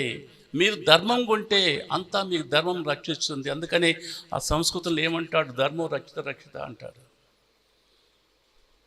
మీరు ధర్మంగా ఉండండి. ఆ ధర్మం ఏంటి, ఇప్పుడు ఏంటి ధర్మము, మీ జీవితకాలం ధర్మం ఏంటి, ఇప్పుడు ధర్మం ఏంటి, రేపు ధర్మం ఏంటి అంటే ఒక్కసారి ఎనలైజ్ చేసుకుంటే మీ జీవితకాలం ధర్మం ఏంటంటే మీరు 10 మందికి ఉపయోగపడటం. ఎలా? ధ్యానం ద్వారా. ఈరోజు ఏంటి, ఈరోజు ఈ మీటింగ్లు అటెండ్ అవ్వటం, వాళ్ళ ఉద్దేశం ఏంటి తెలుసుకోవటం పిఎంసి వాళ్ళది. ఇప్పుడేంటి, కూర్చొని మీటింగ్ వింటాం, బాగోకపోయినా తప్పదు. అప్పటి చెప్పే కదా, గురుగారు మాట్లాడిన తర్వాత మాట్లాడాలి తప్పదు ఇంకా. ఏం సార్? అందుకని మన ధర్మాన్ని మనం చేసుకుంటూ వెళ్దాం. ధర్మాన్ని మనం ఎప్పుడైతే చేస్తామో డెఫినెట్గా మనకి అవుతుంది. కానీ ఈ ధర్మం చేసేటప్పుడు 2-3 ముఖ్యాంశాలు చెప్తాను. ధర్మం ఎంత ఏంటంటే, ఒక కుర్రోడు స్కాట్లాండ్లో మట్టిలో గురకపోయాడు, అరుస్తున్నాడు, పైకి ఊబిలో పైకి రాలేకపోతున్నాడు. ఎప్పుడైతే పెద్దగా అరుస్తున్నాడు, ఏడుస్తున్నాడో పక్క నుంచి ఒక రైతు వచ్చారు. ఆయన ధర్మం ఏం చేశాడంటే ఆ కుర్రోడిని రక్షించాడు, పైకి తీశాడు, మొత్తం కడిగేసి ఇంటికి పంపించాడు. నెక్స్ట్ రోజు వాళ్ళ ఫాదర్ వచ్చారు, పెద్ద ఆయన వచ్చేసి ఆ ఫార్మర్కి, ఆ రైతుకి డబ్బులు ఇవ్వబోయాడు. ఏమా వినపట్లేదా? ఓకే. సో ఆ రైతుకి డబ్బులు ఇవ్వబోయాడు. డబ్బులు ఇవ్వబోతే రైతు అన్నాడు, సార్ నేను నా ధర్మం చేశాను, నేను నా ధర్మం నిర్వర్తించాను, నేను చేశాను నా ధర్మాన్ని. అతను ఊబిలో గుడిపోయాడు, నేను పక్కన ఉన్నాను, నేను చెయ్యాలి, అందుకని చేశాను, నాకు డబ్బులు వద్దు సార్ అంటాడు. అనగానే పక్కన ఒక చిన్న కుర్రోడు అంటాడు, ఈ కుర్రోడు ఎవరో, ఇతను మా అబ్బాయి అండి, ఇంత చిన్న కుర్రోడు ఎందుకు తీసుకొచ్చావు ఇక్కడికి అంటే, ఇక్కడ వ్యవసాయం చేయటం కోసం తీసుకొచ్చానంటే. తప్పు, నువ్వు చాలా మంచివాళ్ళలాగా ఉండవు, ఈ కుర్రోడిని నాకు ఇచ్చేయి, నేను చదివిస్తాను ఈ కుర్రోడిని అని ఆ కుర్రోడిని తీసుకెళ్ళేసి చదివిస్తే కొన్ని సంవత్సరాల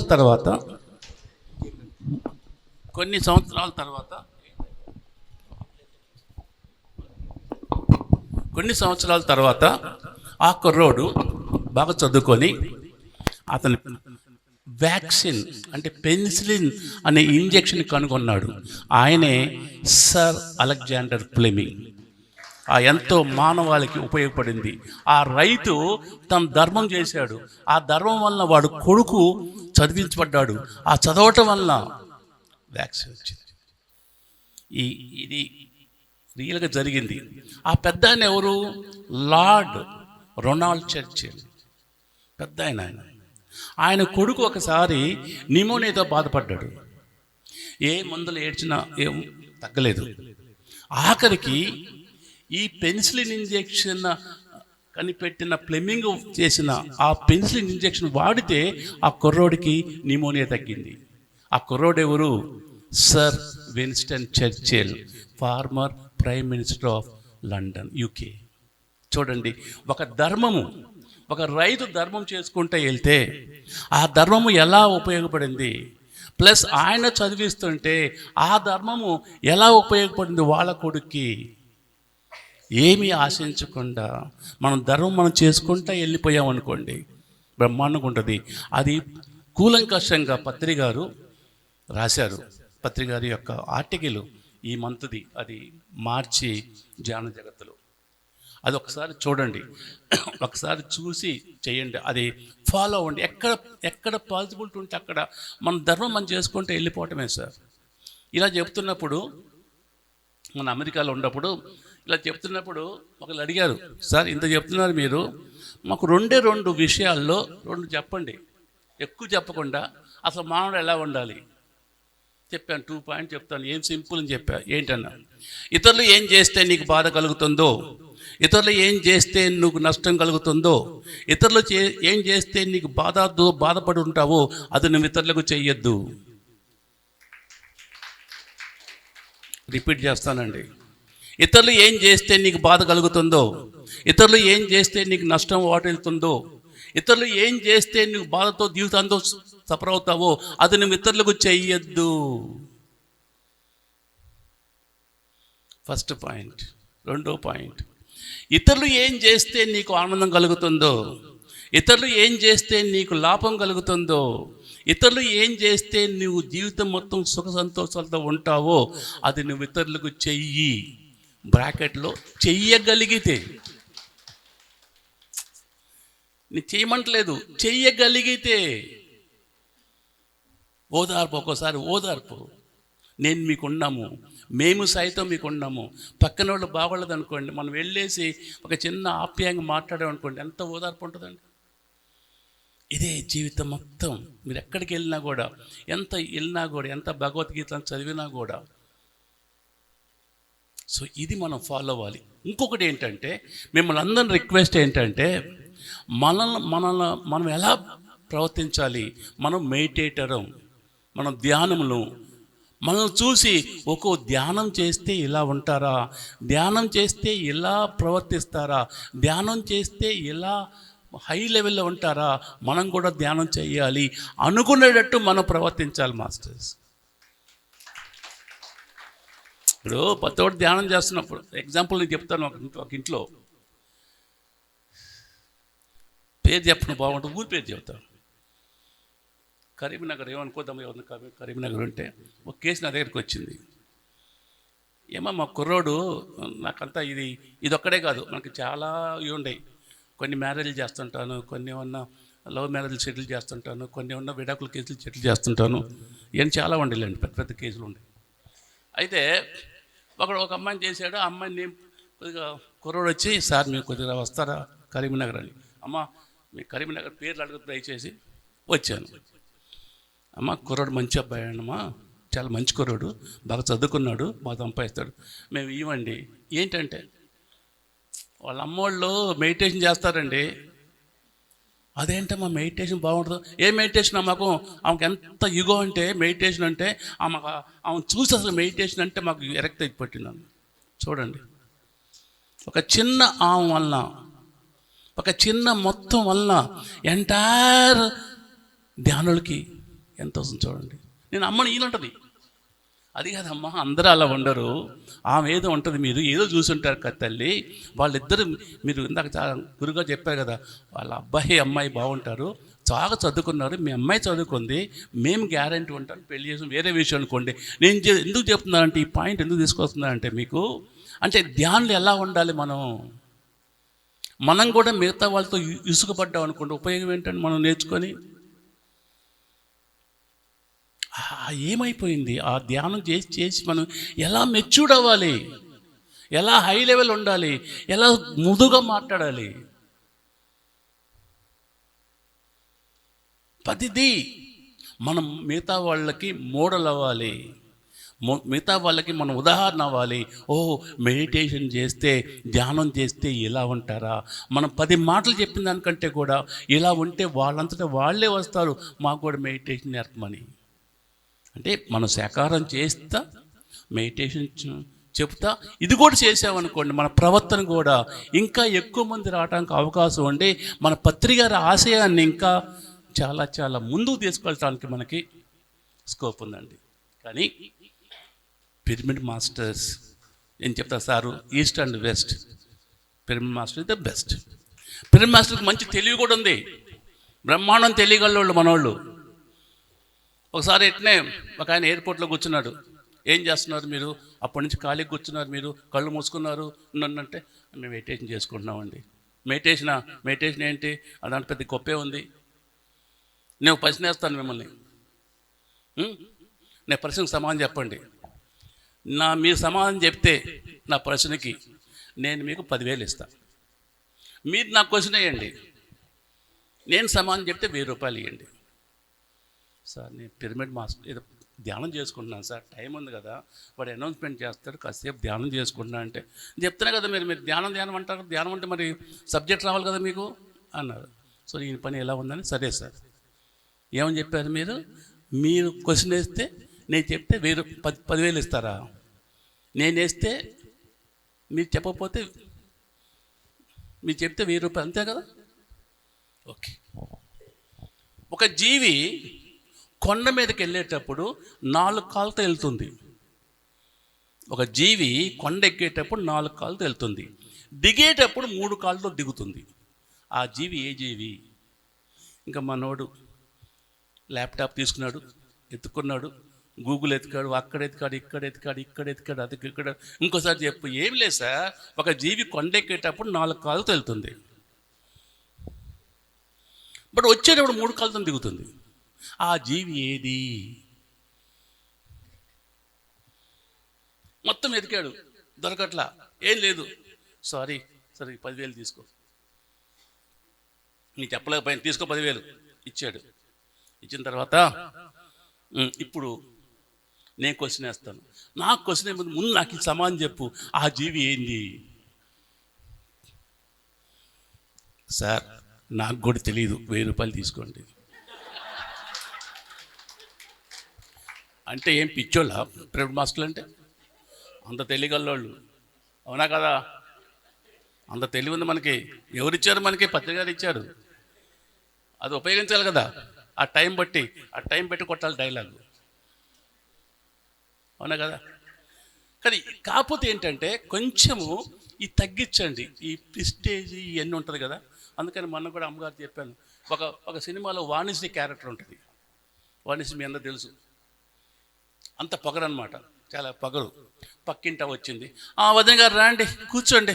అదే యాదగిరి, అదే వదిన గారు వచ్చారు చూడు, నేను మొన్న సింగపూర్ వెళ్ళా కదా, సింగపూర్ వెళ్ళినప్పుడు కొన్ని కప్పులు తీసుకొచ్చా కదా, ఆ కప్పులతోటి మళ్ళీ నేను మొన్న లండన్ వెళ్ళా కదా, లండన్లో టీ పొడి పట్టుకొచ్చా కదా, ఆ టీ పొడి తీసుకొచ్చి ఈ కప్పుల్లో బీసి వదిన గారికి ఇచ్చేదా.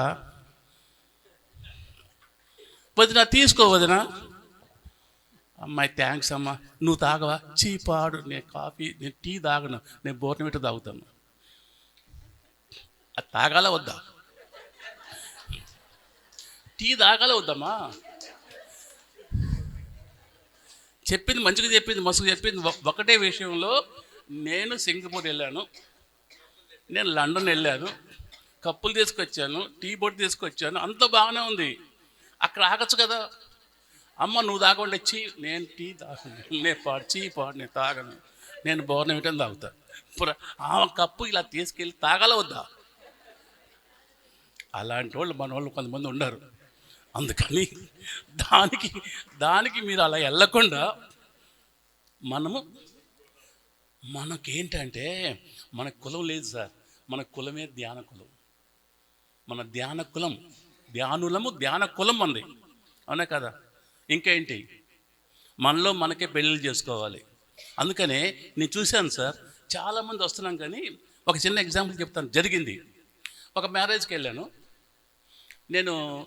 ఏదైనా సిటీలో ఉంటే నా శిష్యులు కానీ ఎవరైనా సరే మ్యారేజ్ పిలిస్తే మటుకి నేను మానేను. ఎందుకంటే ఆ పెళ్ళి ఒక్కటే జీవితంలో ఒక్కసారి వస్తుంది. మనం ఏమన్నా అమితాబ్ బచ్చన్, మనం ఏమన్నా అజరుద్దీన్ కాదు, లేకపోతే మిగతా వాళ్ళు కాదు, 2-3 సార్లు చేసుకోవటం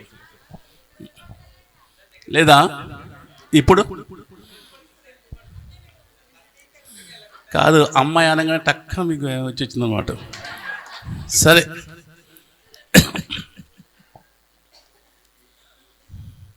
ఆయన వచ్చారు, మ్యారేజ్కి వచ్చాము, ఇక్కడ కూర్చున్నాను. మా శిష్యుడు పిలిచాడని వెళ్ళాను నేను. అందరూ వచ్చి జడ్జి గారు వస్తున్నారు అంటే నేను కూడా లేచి ఉంచున్నా. ఆయన వచ్చారు, చూసి మాస్టారు మీరు వచ్చారండి సార్, మీరు ఉండారు ఇక్కడ, మా సార్ అయినా అని. ఏంటి బాబు అంటే, నేను CA డిస్కంటిన్యూ చేశాను సార్, తర్వాత LLB చేసి ఎగ్జామ్ రాసి ఇలా డిస్ట్రిక్ట్ జడ్జిని అయ్యాను సార్. గుడ్ అమ్మా, సార్ కూర్చోండి సార్ అని అయిపోయింది. ఏదంటే పలానా డిస్ట్రిక్ట్ చెప్పాడు. ఏం కేసులు వస్తాయి నీకు మాత్రం అంటే, విడాకుల కేసులు ఎక్కువ వస్తాయి సార్ నాకు అన్నాడు. విడాకులు మంచి పాయింట్. విడాకుల కేసులు వచ్చేస్తే ఎవరి పాత్ర ఎక్కువ ఉంటుంది? ఇంకెవరు సార్? తల్లిదండ్రులదే పాత్ర అండి. ఈ వాట్సాప్ వలన ఈ అమ్మాయి ఫోన్ చేస్తుంది, అమ్మా అదేదో పెరుగు వంకాయ కావాలంటే మా ఆయనకి, నీకేం కర్మే పెరుగు వంకాయ కావాలి, నువ్వు ఇంటికి వచ్చి నేను చూసుకుంటా, అది లేకపోతే మీ అత్తగారు ఉండమని చెప్పు. ఈ వాట్సాప్ వలన, వీళ్ళు రమ్మంటం వలన ఇది అందుకనే మనం ఏమనుకున్నామంటే ఎక్కడో మీటింగ్లో మన పిరమిడ్ మాస్టర్స్లో విడాకులు ఎక్కువ లేవు అసలుకి. ఎందుకు? ధ్యానం. ఎవరికి? మన పత్రికారికి థ్యాంక్ చెప్పాలి. అందుకనే నేనేమంటానంటే ఒక జంట 20 సంవత్సరాలు కనుక కలిసి ఉంటే వాళ్ళకి గవర్నమెంట్ ఆఫ్ ఇండియాకి ఒక అర్జీ పెట్టుకుందాం, పద్మశ్రీ అవార్డు ఇవ్వమని చెప్దాం. ఏమంటారు? అదే జంట 30 సంవత్సరాలు కనుక కలిసి ఉంటే పద్మభూషణ్ అవార్డు ఇవ్వమని చెప్దాం. అదే జంట 40 సంవత్సరాలు కలిసి ఉంటే పద్మ విభూషణ్ ఇవ్వమని చెప్పుకుందాం. అదే జంట 50 సంవత్సరాలు కలిసి ఉంటే భారతరత్న ఇవ్వమని చెబుదాం. మన వాళ్ళు ఎవరన్నా భారతరత్న ఉండారు ఇక్కడ? సో ఇక్కడ మనం ఇచ్చుకుందాం సార్ భారతరత్న. సో ఇక్కడ ఏంటంటే అడ్జస్ట్మెంట్ అండి. ఎన్ని రోజులు ఉంటాం సార్? అండ్ ఒకళ్ళకి అడ్జస్ట్మెంట్ అయితే ఎంత ఆనందం ఉందండి. అందుకని చెప్తాను, మీరు భర్తకుంటే భార్యని ఎంత గౌరవించాలంటే, అమ్మవారు నీ కోసం నీ దగ్గరకు వచ్చి నీ ఇంటి పేరు మార్చుకొని తన దేహాన్ని ఇచ్చేసి నీకు పిల్లల్ని ఇస్తుంది. ఆమెకి ఎంత రెస్పెక్ట్ ఇవ్వాలి మీరు, ఎంత ఇది ఉండాలి. అప్పుడెప్పుడో చిన్నప్పుడెప్పుడు పిలితే ఒసే గిసాయి పిలుస్తారు. ఈరోజు పోయినాయి సార్. ఆమె అయిపోయిన తర్వాత ఆమె కూడా మన అమ్మని పిలవాలి, ఏమ్మా రామ్మ అని చెప్పాలి. అవునా కదా? అది ఒకటి. రెండోది, భర్తలారా, భార్యలు చెప్పాను, భార్యలారా జాగ్రత్త. మీ భర్త మిమ్మల్ని బరాయించేవాడు. మీ భర్త మీకోసం ఏది ఎప్పుడు ఆలోచిస్తుంటాడు.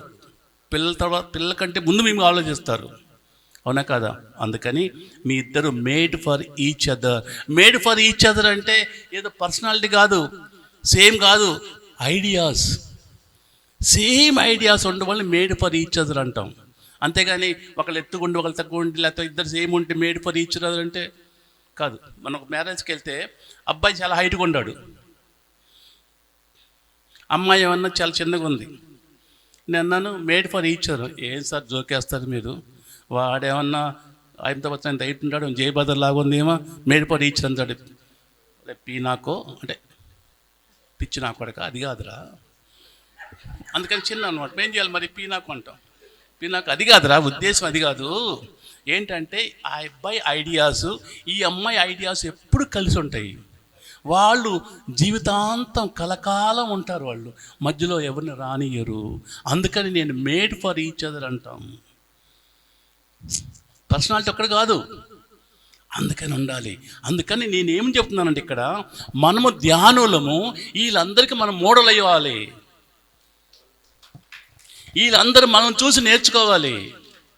మనం వాళ్ళకి లీడర్ అయిపోవాలి. చూడండి ఎలా ఉండారో మెడిటేటర్స్.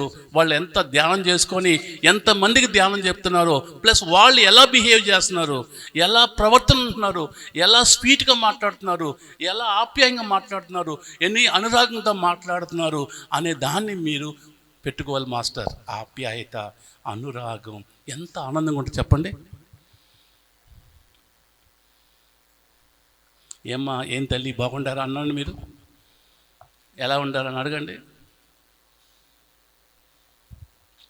అందుకని ఏం చెప్తారంటే, ధ్యానమాచక్రం వచ్చేటప్పుడు ఏం చెప్తారంటే నా స్పీచ్లో, మీరు రావటం కాదు, మీ చుట్టాలను తీసుకురండి, మీ పక్కింటి వాళ్ళని తీసుకురండి, మీ విరోధులను కూడా తీసుకురండి. మీ విరోధుల దగ్గర కూడా మాట్లాడాలి మనం. ఎందుకంటే ఎవరికి ఎవరు కాదు సార్. ఎందుకు మనకెందుకు ఈగో? వాడికి ఉంటే ఉండొచ్చు. అందుకనే ఒకడు కోన్ బనే